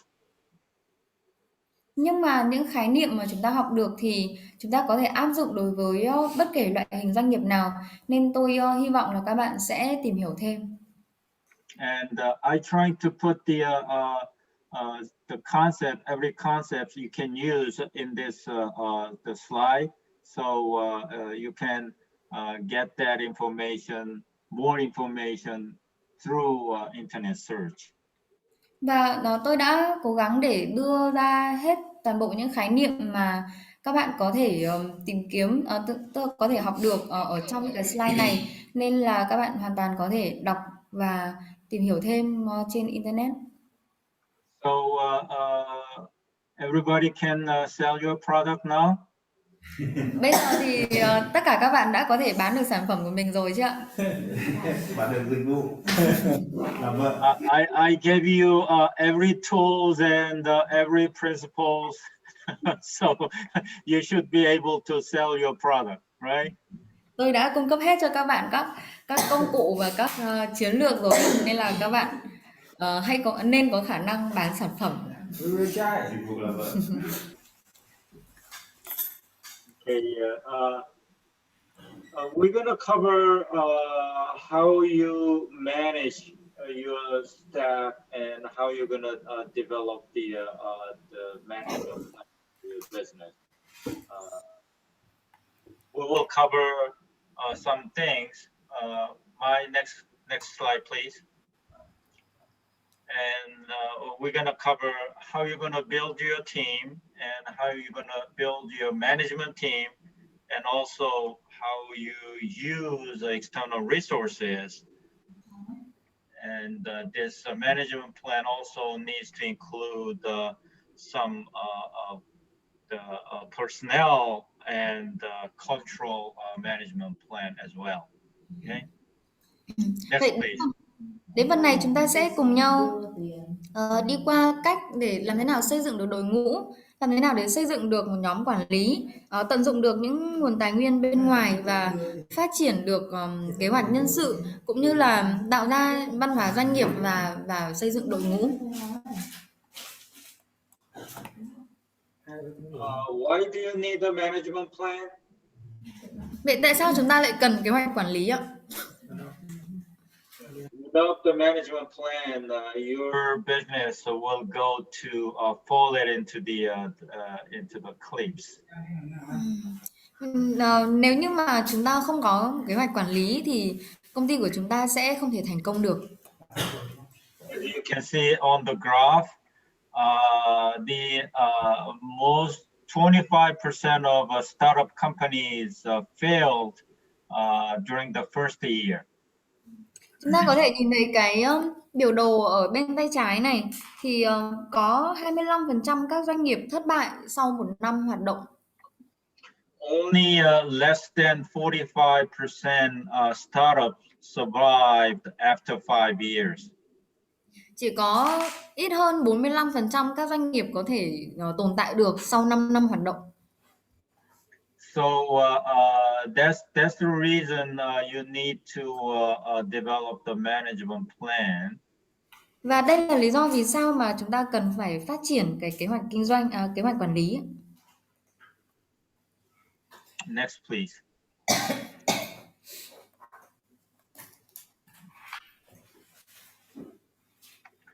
So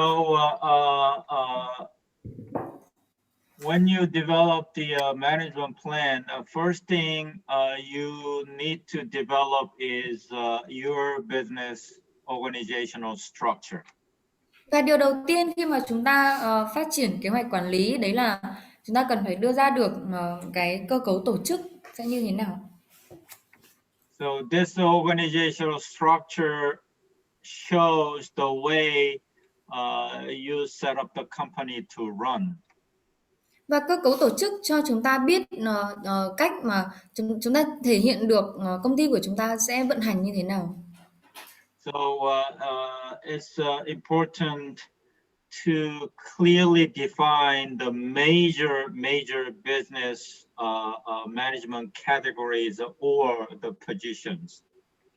Vậy nên việc xác định rõ các hạng mục và vị trí quản lý kinh doanh chính rất là quan trọng. So in this way, there is no debate over who manages which department. Và bằng cái cơ cấu tổ chức này thì nó sẽ không tạo ra những cái sự tranh cãi về ai sẽ là người quản lý, điều hành của cái bộ phận nào. And also you need to consider your companies evolves and the management teams changes gradually. Và chúng ta cũng sẽ cần phải khi mà công ty phát triển thì cái đội ngũ quản lý này cũng sẽ thay đổi. So while organizational structure defines major functions of your company, Trong khi cơ cấu tổ chức nó sẽ cho chúng ta biết được những cái bộ phận hoạt động chính, vận hành chính của một tổ chức. management team defines the major responsibilities of the company's management. Thì nhóm quản lý sẽ định nghĩa sẽ xác định được những cái trách nhiệm nào thuộc về ai ở trong cái cơ cấu tổ chức đấy. So when you define the management team, you need to list the key players of your company.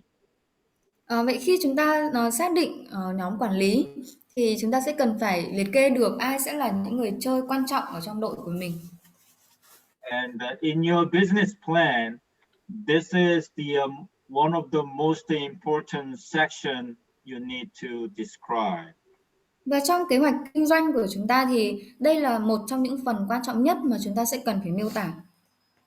And on the management plan, you need to highlight the proven track record of your management team.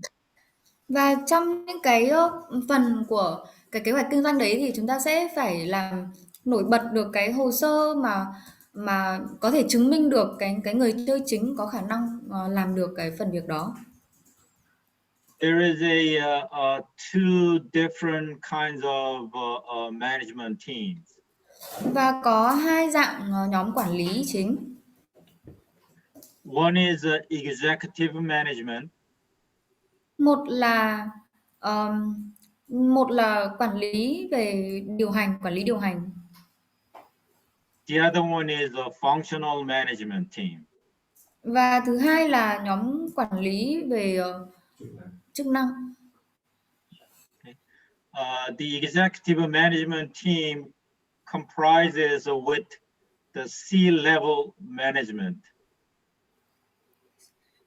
Nhóm quản lý điều hành thì bao gồm những chức năng quản lý ở cấp độ C. The C-level means Chief Executive Officer, Chief Financial Officer, Chief Marketing Officer, Chief Operating Officer. So all the C-level means a CEO, CFO, CMO, COO, and etc. Yeah. Thì cái nhóm quản lý điều hành này nó sẽ bao gồm tất cả những ông mà có cái chữ C, ví dụ như là CEO, tổng giám đốc, hay là tổng giám đốc về điều hành này, hay tổng giám đốc về tài chính, tổng giám đốc marketing, vân vân. And functional management defines the managers in the functional department. Và nhóm quản lý về chức năng thì sẽ là những người mà quản lý những cái bộ phận chức năng của công ty.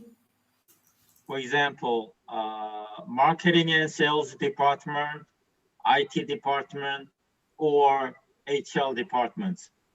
Ví dụ như là phòng bán hàng và marketing, hay là phòng kỹ thuật, phòng nhân sự. And next, please.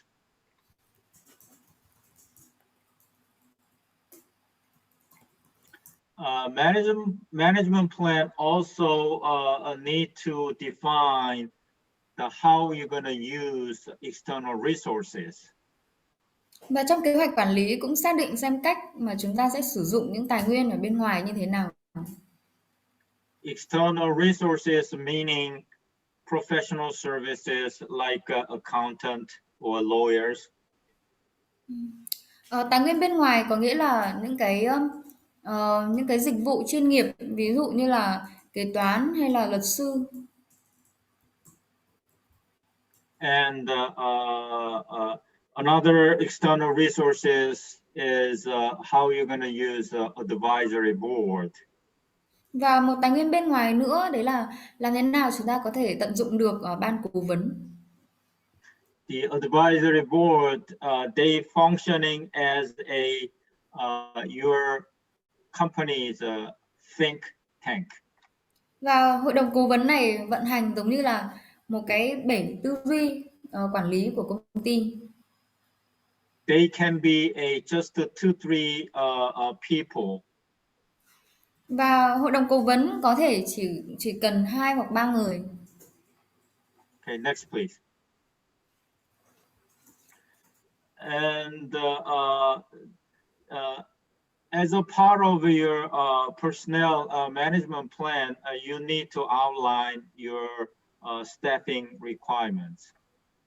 Và trong kế hoạch quản lý nhân sự thì chúng ta sẽ cần phải đưa ra những cái bước yêu cầu. For example, how many employees you need to hire in the first 6 months? Ví dụ như trong vòng 6 tháng đầu tiên thì chúng ta sẽ thuê bao nhiêu nhân viên. And you also need to define what kind of specific skills you need to use in your business. Hoặc là những kỹ năng cụ thể nào mà chúng ta sẽ cần phải sử dụng trong doanh nghiệp của mình. And also you need to define whether you're going to use a full-time or part-time or contractors. Và chúng ta cũng cần xác định xem chúng ta sẽ sử dụng nhân viên toàn thời gian, bán thời gian hay là nhân viên theo hợp đồng. And also you need to consider some other cost. Và chúng ta cũng cần phải để ý đến một số chi phí khác. I think the most small business may not applicable to this, but you need to consider whether you're going to provide some the insurance or some other backup things. Tôi nghĩ là đối với một số doanh nghiệp nhỏ, hầu hết các doanh nghiệp nhỏ thì chúng ta sẽ không để ý quá nhiều đến phần này, nhưng tuy nhiên thì chúng ta vẫn cần phải cân nhắc có những chi phí bảo hiểm hay là phúc lợi hay là những cái chi phí nào tương tự như thế hay không. And next, please. This is an example of you need to develop the personnel plan for the budget. Và đây là một ví dụ về kế hoạch nhân sự mà chúng ta sẽ cần phát triển và nó kèm theo cái chi phí ngân sách. So this is called a personnel budgeting plan. Và cái kế hoạch này gọi là kế hoạch ngân sách nhân sự. As you can see, this is a first year, second year, third year. So this is a yearly budget, but you need to break it down more detailed by quarterly or by monthly. Chúng ta cũng thấy là ở đây kế hoạch được chia thành kế hoạch năm thứ nhất, năm 2 và năm 3. Như vậy thì cái ngân sách này là tính theo hàng năm, nhưng mà nó cũng cần phải chia ra vào các quý 1, quý 2, quý 3. And on the bottom of your the right side, there is all the C-level management listed in there. Và ở cái phần cuối của phần cuối bên tay phải thì chúng ta thấy là đây là phần mà bao gồm tất cả các ông có chữ C, các ông tổng ạ. So as you can see on the bottom, this is the total the payroll cost for the first year, second year, third year. Và ở cái hàng cuối cùng là tổng cái chi phí sẽ phải chi trả trong năm thứ nhất, năm thứ hai và năm thứ ba. So by developing this budget plan, you can see how much you need to pay to each your employees. Và bằng cách mà lập cái ngân sách về nhân sự như thế này thì chúng ta sẽ thấy được là hàng năm cái mức phí mà chúng ta phải chi trả cho nhân viên của mình là bao nhiêu. Okay, next please. So this is an example, some statistics shows the top 20 reasons the startup fails. Và cái biểu đồ này cho chúng ta biết 20 lý do hàng đầu vì sao những doanh nghiệp khởi nghiệp thất bại. So I mentioned it only 20% of startup business failed, closed their doors during the first year. Và như vừa nãy tôi nói thì có đến 25% các doanh nghiệp đóng cửa sau năm đầu tiên vận hành. The reason of failure is, as you can see on the left-hand side, the 42% the business failed because there is no market. Và các lý do vì sao mà doanh nghiệp thất bại thì chúng ta có thể thấy ở cột ở bên tay trái, và có đến 42% các doanh nghiệp đóng cửa bởi vì là không có thị trường nào cần. And the 29% they fail because they don't have money. Và 29% các doanh nghiệp thất bại bởi vì họ hết tiền, cạn vốn. But the 23% of a business fail because they don't have a right teams. Và có 23% các doanh nghiệp thất bại bởi vì họ không có đúng đội ngũ. So as you can see here, the team building is a very important for your business success. Nên chúng ta sẽ thấy từ cái lý do này thì cái việc xây dựng đội ngũ là một điều rất quan trọng cho sự thành công của doanh nghiệp. Next, please.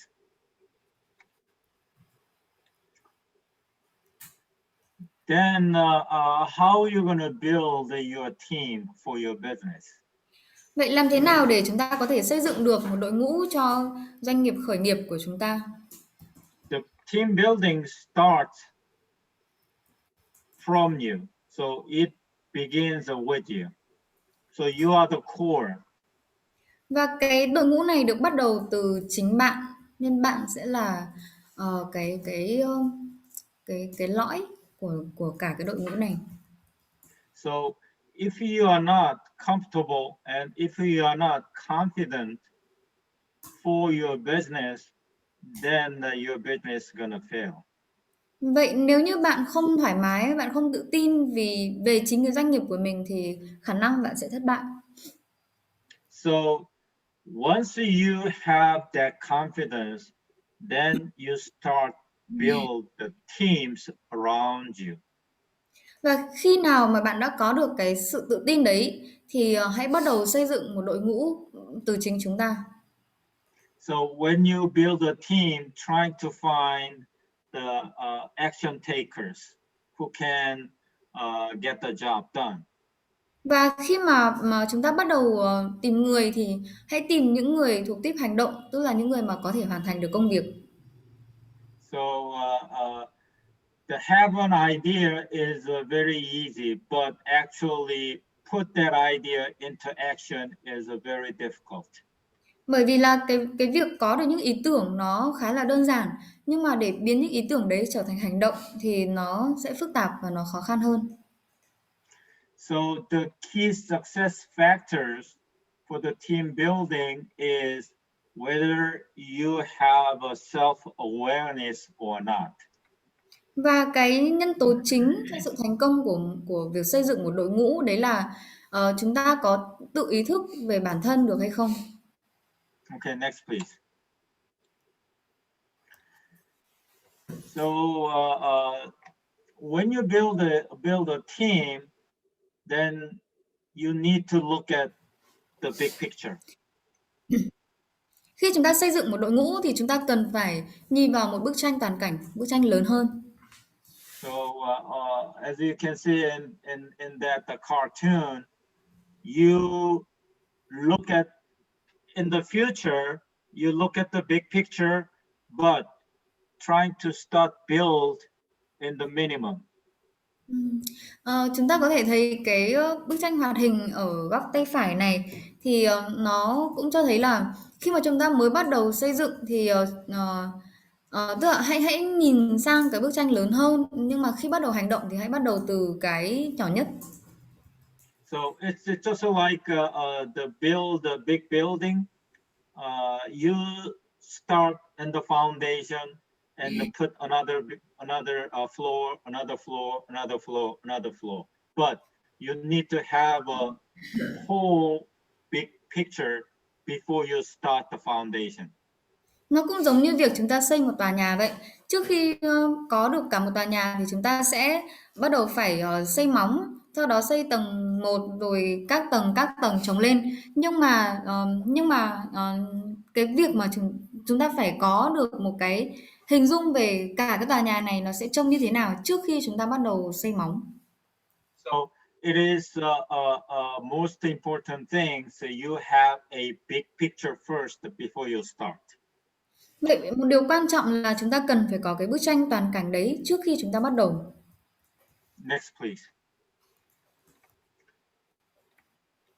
Unfortunately, the good manager or good executive don't grow on trees. Một điều rất là đáng buồn đấy là những người quản lý tốt hay là những người vận hành tốt không có tự nhiên mà mọc lên. Everybody understand what that means? Mọi người có hiểu điều đó có nghĩa là gì không ạ? Phải có môi trường. Yeah, they need to have the environment and to be trained. Yeah, that's right. So the good manager or good executive does not naturally born. It Yeah. requires some training. Điều đó có nghĩa là những người quản lý tốt hay là những người thực thi tốt không có tự nhiên được sinh ra đã là như thế, nhưng mà họ phải được luyện tập. Okay, so when you build your team, you need to hire the person who understands what the customer service means. Vậy That yeah, go ahead. khi chúng ta bắt đầu xây dựng đội ngũ thì chúng ta cần tìm những người mà họ thực sự hiểu được dịch vụ khách hàng có nghĩa là gì. So to understand customer is the most important thing for every kind of a business. Hiểu được về khách hàng là điều quan trọng nhất đối với tất cả các loại hình doanh nghiệp. But for the small business, when they start a small business, so most likely they hire their friends or their families. Nhưng mà đối với các doanh nghiệp nhỏ thì thông thường khi mà họ mới bắt đầu họ sẽ thường thuê những người bạn bè hoặc là những người thân trong gia đình của mình. But be careful when you hire your friends or families. That's not a good thing. Nhưng mà hãy cẩn thận khi chúng ta chúng ta thuê bạn bè hay thuê người nhà, bởi vì nó không phải là điều tốt đâu ạ. So you need to be very cautious when you hire your friends or your family members. Nên chúng ta sẽ phải hết sức cẩn trọng khi khi mà chúng ta thuê bạn hoặc là người nhà. Okay, next please. So when you build the teams, you need to look at some sports teams like soccer teams. Every team member has their own roles. It's exactly same thing when you build the team for your business. You need to bring everybody has their own specific capabilities. Khi mà chúng ta xây dựng đội ngũ thì chúng ta có thể nhìn sang lĩnh vực thể thao, một một đội trong lĩnh vực thể thao, ví dụ như là một đội bóng đá, thì chúng ta sẽ thấy là mỗi một thành viên, mỗi một người chơi ở trong đội này đều có những vai trò khác nhau. Thì điều đó nó cũng giống như trong một doanh nghiệp, mỗi một thành viên ở trong doanh nghiệp sẽ đều có những vai trò và trách nhiệm khác nhau. So when you bring the new employees, you need to bring the person. That person knows what to do. Và khi chúng ta tuyển dụng thì chúng ta cũng sẽ cần phải giúp thành viên để biết là công việc của họ là gì và họ sẽ làm gì. And also you need to look for the person who are able to learn quickly. Và chúng ta cũng phải tìm những người nào có khả năng học hỏi nhanh chóng. Okay, next please. So when you try to build your team, you need to do these 5 things. Và khi xây dựng đội ngũ thì chúng ta hãy cố gắng làm 5 điều này. The training, and you need to understand their personalities. Go ahead. Chúng ta cần phải đào tạo, chúng ta cũng cần phải hiểu tính cách của họ. And you need to delegate the responsibilities to your employees. Chúng ta cũng cần phải giao bớt trách nhiệm cho những người nhân viên của mình. And as the leader, you need to be very persuasive. Và là một người lãnh đạo thì chúng ta phải tức là những người mà có khả năng thuyết phục. And also you need to be very compassionate. Và chúng ta cũng phải có lòng thương xót nữa. Next. The training is obvious things. Every employee need to be trained. Đào tạo là một nhiệm vụ rất là rõ ràng. Tất cả những người nhân viên đều cần phải được đào tạo. And you do not confuse with the micromanaging. Và chúng ta đừng nhầm lẫn nó với lại quản lý vi mô. The training is different than micromanagement. Đào tạo khác với lại quản lý vi mô. Okay. And also you need to understand your employees' personalities. Và chúng ta cũng cần phải hiểu tính cách của những người nhân viên của mình. And I just want to introduce you to the what that Myers-Briggs type indicator is. Và tôi sẽ đi qua một số chi tiết về cái chỉ số của Myers-Briggs MBTI. This is a very widely used method to trying to define the each person's personalities. Đây là một phương pháp phổ biến nhất để xác định tính cách của để xác định các loại tính cách khác nhau.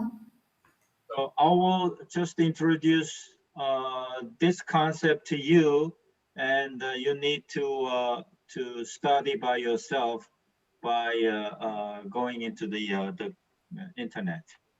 Tôi sẽ giới thiệu về khái niệm với các bạn và các bạn sẽ cần phải tìm hiểu thêm. Chúng ta có thể tìm hiểu thêm trên mạng. And also it probably helps you to understand your personalities. Và nó cũng sẽ giúp cho chính các bạn hiểu được tính cách của mình. Okay, next please. These are the 8 big the personality type keys. So when you look at the right hand side, by combining each of these key types, there is 16 different types of personalities defined. So you can read it through, and you can identify yourself, where you belong, what kind of personalities you have. Đây là 8 cái chỉ số về tính cách mà phổ biến nhất, và khi mà kết hợp với nhau thì nó sẽ cho ra 16 cái dạng tính cách nó khác biệt, và chúng ta có thể kiểm tra xem cái dạng tính cách của chúng ta là gì. So let's say there is a person type introvert and thinker and intuitive person, but he is also the judger. So this may be I don't know, maybe Isaac, maybe it's your type. I'm just kidding. Ở đây giả sử như chúng ta có một người là tính cách là vừa hướng nội, vừa là người thích suy nghĩ, vừa làm theo trực giác, nhưng mà lại là thẩm phán, tức là hay xem xét, thì tôi không biết là anh Nam Isaac có phải là cái loại tính cách này không ạ? Maybe I don't know, the Hosanna Tui. You work at some companies, so you may need to have some extroversion kind of a personality, and also you may need to be a feeler, or also you may need to have some kind of intuitive and some perceiving characters. I don't know. Hoặc là chị Thủy Hosanna chẳng hạn, chị Thủy làm ở trong một cái doanh nghiệp thì có lẽ là chị Thủy sẽ cần là người có những cái đặc điểm tính cách của một người hướng ngoại, rồi là người có cảm nhận, có trực giác và có nhận thức. But as you can see on the right hand side, the introvert and the sensor type and the feelers and judgers, who has these kind of characters is about 14%, 13.8%. So it's about 13 out of 100 people has this kind of characteristics. Chúng ta có thể thấy cái bảng ở bên tay phải ạ, thì ví dụ như người có dạng tính cách là hướng nội, thích hướng nội này, hay cảm nhận, có những cảm biến, cảm nhận và thẩm phán thì chiếm gần 14% dân số, tức là có khoảng 14% dân số thuộc về cái loại tính cách như thế này, tức là cái mức độ phổ biến của nó trong dân số. So for example, when you hire people for sales division, probably the person has to have a extroversion kind of personalities and some feeler kind of type personalities. So these are the kind of things when you hire people, you look at whether that people has the right personalities for that specific jobs. Giả sử như chúng ta muốn thuê một người nhân viên kinh doanh thì khả năng là chúng ta sẽ muốn người đấy có cái đặc điểm tính cách hướng ngoại và nhạy cảm. Thì nhưng như thế thì chúng ta có thể dựa vào cái đặc điểm tính cách để xem là người mà chúng ta tuyển chọn họ có những cái đặc điểm tính cách phù hợp với cho cái công việc đấy hay không. So enjoy with this MBTI when you look at the googling or getting into the internet, just to type the MBTI, then there is a bunch of information you can look at. Và khi chúng ta có thể lên trên mạng và gõ cái MBTI này thì chúng ta có thể tìm được rất là nhiều thông tin về cái chỉ số này. Okay, next please. This is the one of the leadership style, and the Dr. Cho will get into the a whole bunch of details into this topic. So today I will just introduce what is the 4 different leadership style is, and one of the most important character the leader has to have is the delegation. Và ở đây chúng ta thấy có các phong cách lãnh đạo thì tiến sĩ Châu sẽ hướng dẫn chúng ta cụ thể về cái phần này. Và hôm nay thì tôi sẽ chỉ đi qua một chút thôi.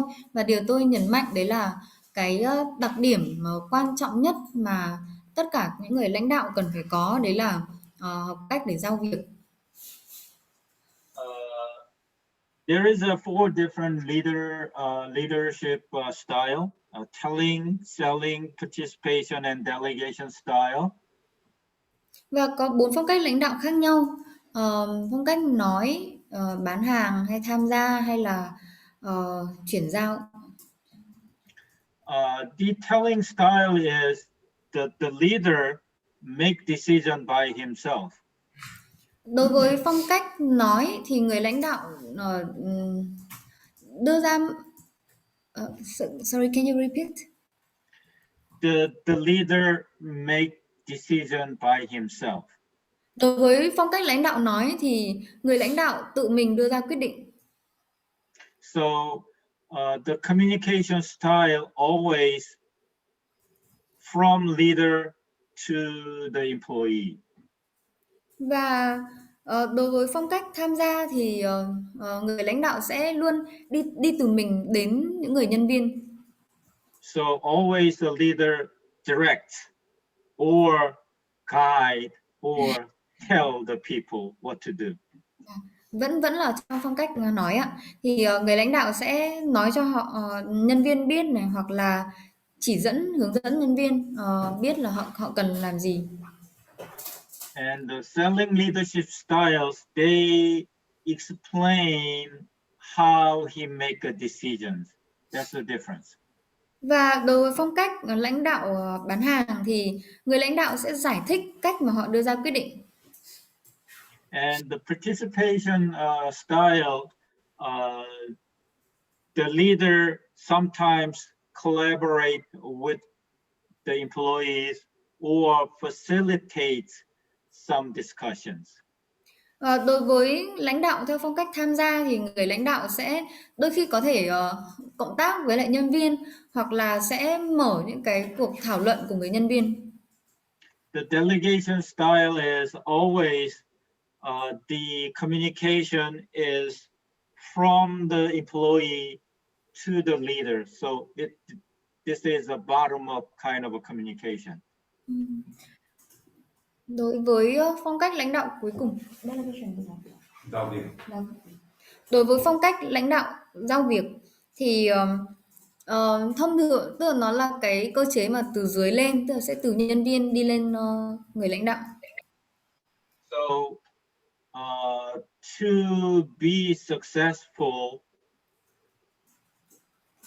you as a leader has to be a delegation style. Và để thành công thì chúng ta sẽ cần có phong cách lãnh đạo giao việc. So in this style, the leader, you always fully hand over the ownership of the task to the employees. Và trong phong cách lãnh đạo này thì người lãnh đạo thường sẽ giao những cái quyền sở hữu cho người nhân viên. Next, please. So as a leader, as an owner of the company, you need to delegate the task to the employees. Là người lãnh đạo, là người quản lý, là người sở hữu công ty thì chúng ta sẽ cần phải giao việc cho người nhân viên. So to become an effective leader, you need to be a effective communicator. Và để là người lãnh đạo thành công thì chúng ta sẽ phải là người giao tiếp hiệu quả. So that means effective communication means you need to be a good listener. Và là người giao tiếp hiệu quả có nghĩa là chúng ta sẽ phải là người lắng nghe tốt. So to be a good listener, you need to have excellent listening skills. Và để là người lắng nghe tốt thì chúng ta sẽ cần phải có những kỹ năng lắng nghe rất là xuất sắc. That's the way you need to be a persuasive. Đấy là cách để chúng ta sẽ trở thành người có tính thuyết phục. And also you must consider yourself as a part of the team. Và chúng ta cũng cần phải coi chính mình là một phần của đội nhóm. That means you need to lead by example. Và điều này có nghĩa là chúng ta phải lãnh đạo bằng việc làm gương. So that's the good leader. Đấy là một người lãnh đạo tốt. Okay, next please. So when you hire the employees, you need to expect that something has to change. For example, you need to expect the employee's role may evolve or may changes while your company grows. Và để làm một người quản lý tốt thì chúng ta sẽ cần phải mong đợi những cái sự thay đổi về vai trò. Ví dụ như khi mà công ty phát triển thì chúng ta cũng kỳ vọng thấy chính nhân viên phát triển và nhân viên cũng thay đổi. So you need to focus on the continual improvement through training. Như thế chúng ta sẽ cần phải tập trung vào những việc đào tạo liên tục. And the most frequent failure of team building on the startup is you need the people wait until the last minute to hire people. The failure. Okay, I'll explain one more time. Okay. Most of the startup company fail because they wait to hire people until the last minute. Một trong những lý do khiến cho doanh nghiệp khởi nghiệp mà thất bại đấy là họ đợi những cái ứng cử viên, tức là họ đợi cho đến những cái phút cuối cùng mới bắt đầu tuyển dụng những ứng cử viên. So I explained why you need to develop the management plan. Nên tôi đã giải thích vì sao mà chúng ta cần phải phát triển cái kế hoạch quản lý. Because when you develop the management plan, you clearly define the who needs to be hired, with what kind of capabilities and skills. Bởi vì khi chúng ta phát triển kế hoạch quản lý thì chúng ta đã biết là ai là người nên được tuyển dụng với cái năng lực và với cái khả năng gì. So once you define that the requirement, then you're trying to look for the person who has that skills. Và khi chúng ta đã biết những yêu cầu là gì rồi thì chúng ta sẽ tìm kiếm những người có thể đáp ứng được yêu cầu đấy. Then you hire that person right away. Don't wait. Và chúng ta sẽ thuê họ ngay lập tức chứ không có chờ đợi. Okay, next please.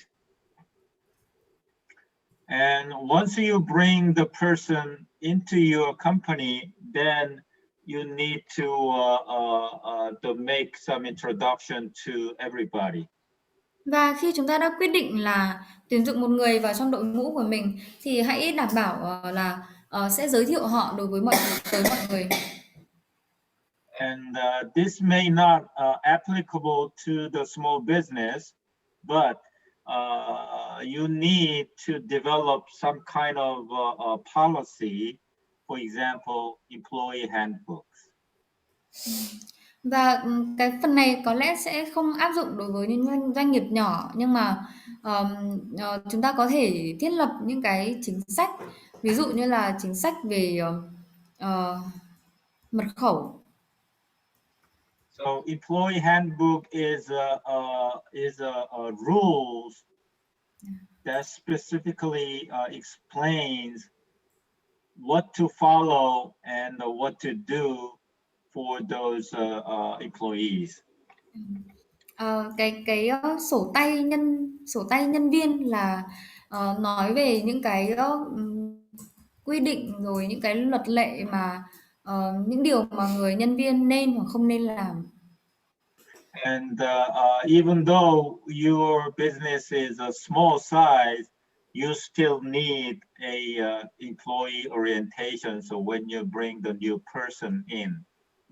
Và kể cả doanh nghiệp của bạn là doanh nghiệp quy mô nhỏ thì chúng ta cũng sẽ vẫn cần phải có những buổi định hướng cho nhân viên mới. Okay, next please. This is a little bit tricky subject. Đây là một phần mà nó không đơn giản. But these days, every business hires employees who has a different cultural backgrounds. Nhưng mà hiện nay thì hầu hết các doanh nghiệp đều tuyển dụng những người nhân viên mà họ có những cái bối cảnh văn hóa khác nhau. Especially when you're trying to establish a business in other countries. Nhất là khi chúng ta mở một doanh nghiệp ở một đất nước khác. So this subject, managing the company culture, is applicable to multicultural background company. Vậy thì cái phần quản lý văn hóa công ty này sẽ phù hợp cho những công ty có văn hóa đa quốc gia. So one of the most important things that you need to do is actually you empowering your team. Và một trong những điều hiệu quả mà chúng ta có thể làm đấy là hãy trao quyền cho nhóm của bạn. You are not just using your employees, but you empower them to do their works. Chúng ta không chỉ sử dụng nhân viên của mình nhưng mà hãy trao quyền cho họ để họ có thể làm được những công việc của họ. And you need to be very flexible. That means you need to keep the right balance between the setting the rules and having the flexibilities. Và bạn cũng cần phải rất linh hoạt, có nghĩa là bạn cần phải cân bằng được giữa việc thiết lập đưa ra những quy tắc và giữa việc phải có những sự linh hoạt.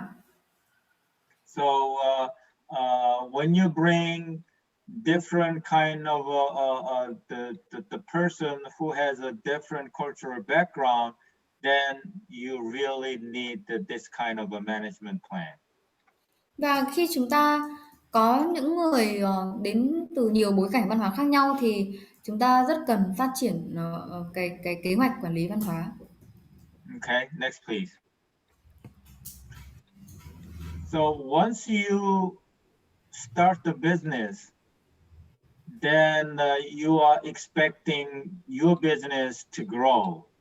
Và khi các bạn bắt đầu một doanh nghiệp thì chúng ta cũng kỳ vọng là doanh nghiệp của mình sẽ phát triển.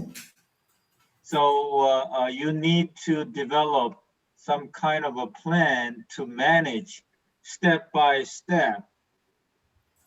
Vậy thì chúng ta sẽ cần phải phát triển những cái kế hoạch để quản lý từng bước một. When you have only couple employees, including you, then you may not need this kind of management plan. Nếu như mà công ty của chúng ta chỉ có một vài người đã bao gồm cả chúng ta rồi thì chúng ta sẽ không cần phải phát triển cái phần này của kế hoạch quản lý. But when your business grows and let's say have more than 100 employees, then that's a different thing. Nhưng khi doanh nghiệp đã phát triển và giả sử là vươn đến cái mức có khoảng 100 nhân viên thì đấy lại là một câu chuyện khác. And when you have only two people, then your business process is very simple. Nếu như công ty chỉ có 2 người thôi thì cái quy trình kinh doanh nó rất là đơn giản. But when your business grows and have more than 100 people, then your business process may be very complex. Và khi doanh nghiệp phát triển đến quy mô hơn 100 người thì lúc này quy trình quản lý, quy trình doanh nghiệp nó bắt đầu phức tạp. So as I said before, you need to have a big picture to have like 100 people, 200 people, 1,000 people, that kind of a big picture. Và như tôi đã nói trước đó thì chúng ta cần phải có cái bức tranh lớn. Tức là chúng ta cần công ty phát triển đến mức độ có 100 người, 200 người, 1.000 người. Đấy là bức tranh lớn. So when you have a one-man operation, when you transition from a one-man operation to a 100 people operation, you need to develop some kind of a plan. Và khi chúng ta kỳ vọng công ty sẽ phát triển từ một người đến hơn 100 người thì lúc đấy chúng ta sẽ cần phải có kế hoạch quản lý. So to manage that kind of expansion, you need to document your business processes from one-man operation to 100 person operation. Và để mà đáp ứng được với lại cái sự mở rộng đấy thì chúng ta sẽ cần phải lưu giữ những cái quy trình thành văn bản Theo quy trình từ khi công ty còn là một người cho đến khi công ty là 100 người. And at the same time, you need a very systematic planning as well. Đồng thời chúng ta cũng cần phải lập kế hoạch một cách có hệ thống. And also, when you have a very small size operation, everybody's task may not be specialized, but when your business operation grows, then you need to specify who's gonna do what. Khi mà doanh nghiệp của bạn còn nhỏ và quy mô thấp, quy mô ít thì mỗi một công việc của từng nhân viên chưa nhất thiết phải chuyên môn hóa. Nhưng khi mà công ty phát triển và có nhiều nhân viên thì khi đấy mỗi công việc của mỗi một nhân viên sẽ cần phải chuyên biệt. So this management plan is a kind of overall description of how you're gonna hire people, how you're gonna expand, and who's gonna be your management team. So you describe all these things into a management plan. Như vậy tóm lại thì trong kế hoạch quản lý này thì chúng ta sẽ miêu tả ai sẽ là những người nhân viên của chúng ta và công ty sẽ phát triển như thế nào, ai sẽ là những người ở trong nhóm điều hành, nhóm quản lý và tất cả những điều đấy thì chúng ta kết hợp ở trong kế hoạch quản lý. Okay, next please.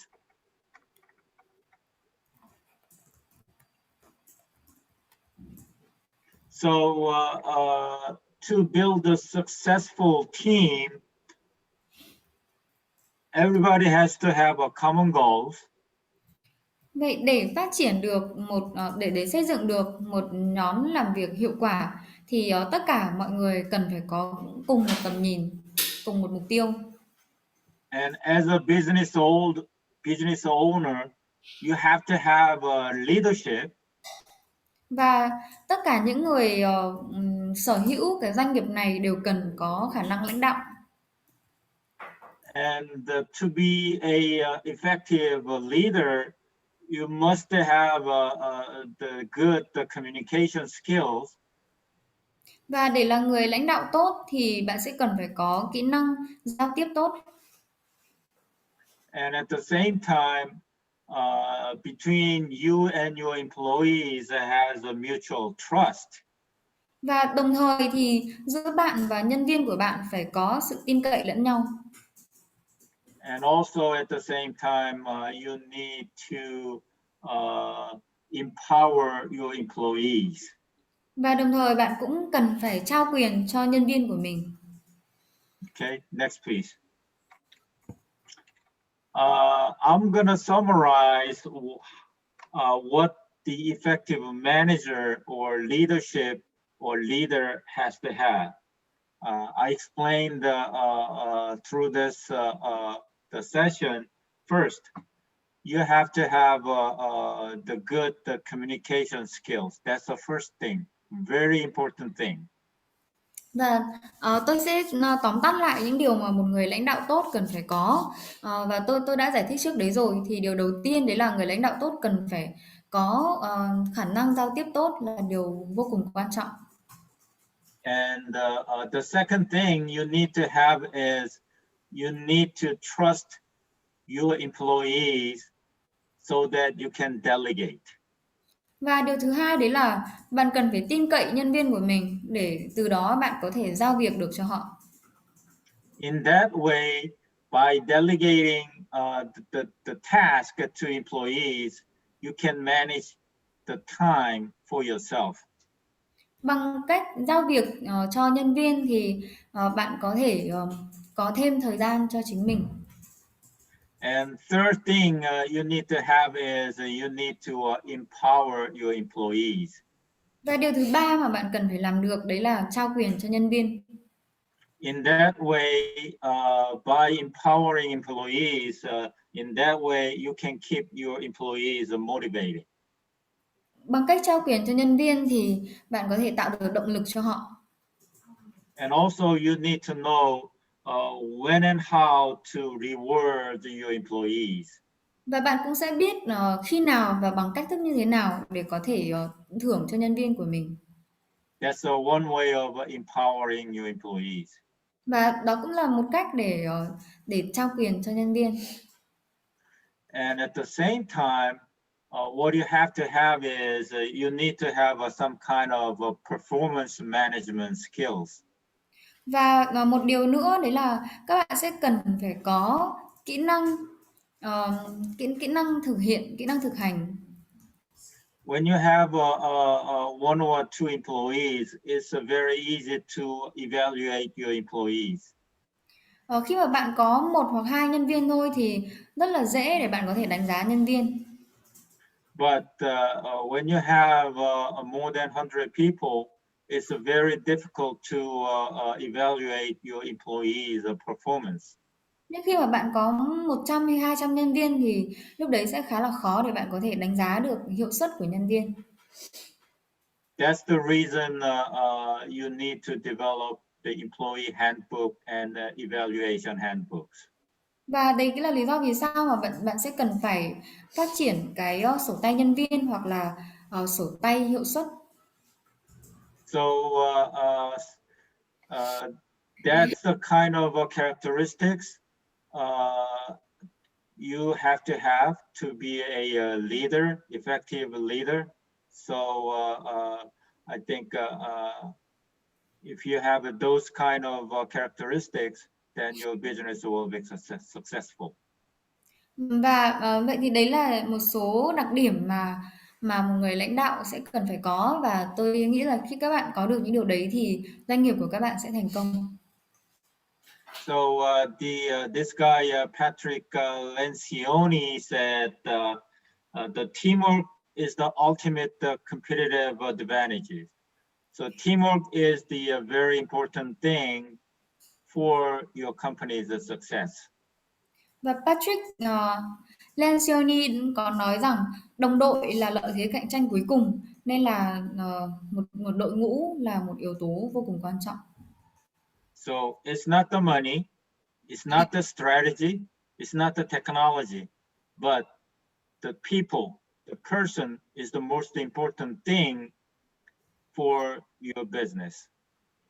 Không phải về tiền bạc, không phải là chiến lược, cũng không phải công nghệ, nhưng chính con người mới là cái điều quan trọng nhất cho công ty. So today I explained to be a very successful business owner, what kind of characteristics and skills you need to have. So I think from now on, everybody can build a success business. Và hôm nay thì tôi đã đề cập đến những điều mà những người chủ sở hữu của một doanh nghiệp rất cần phải có là gì, và tôi hy vọng là mỗi chúng ta đều có thể mở được những doanh nghiệp và sẽ thành công. And as I mentioned before, the leadership part is the Dr. Cho's gonna spend 8 sessions for the leadership part. So I trying to not to explain during my session.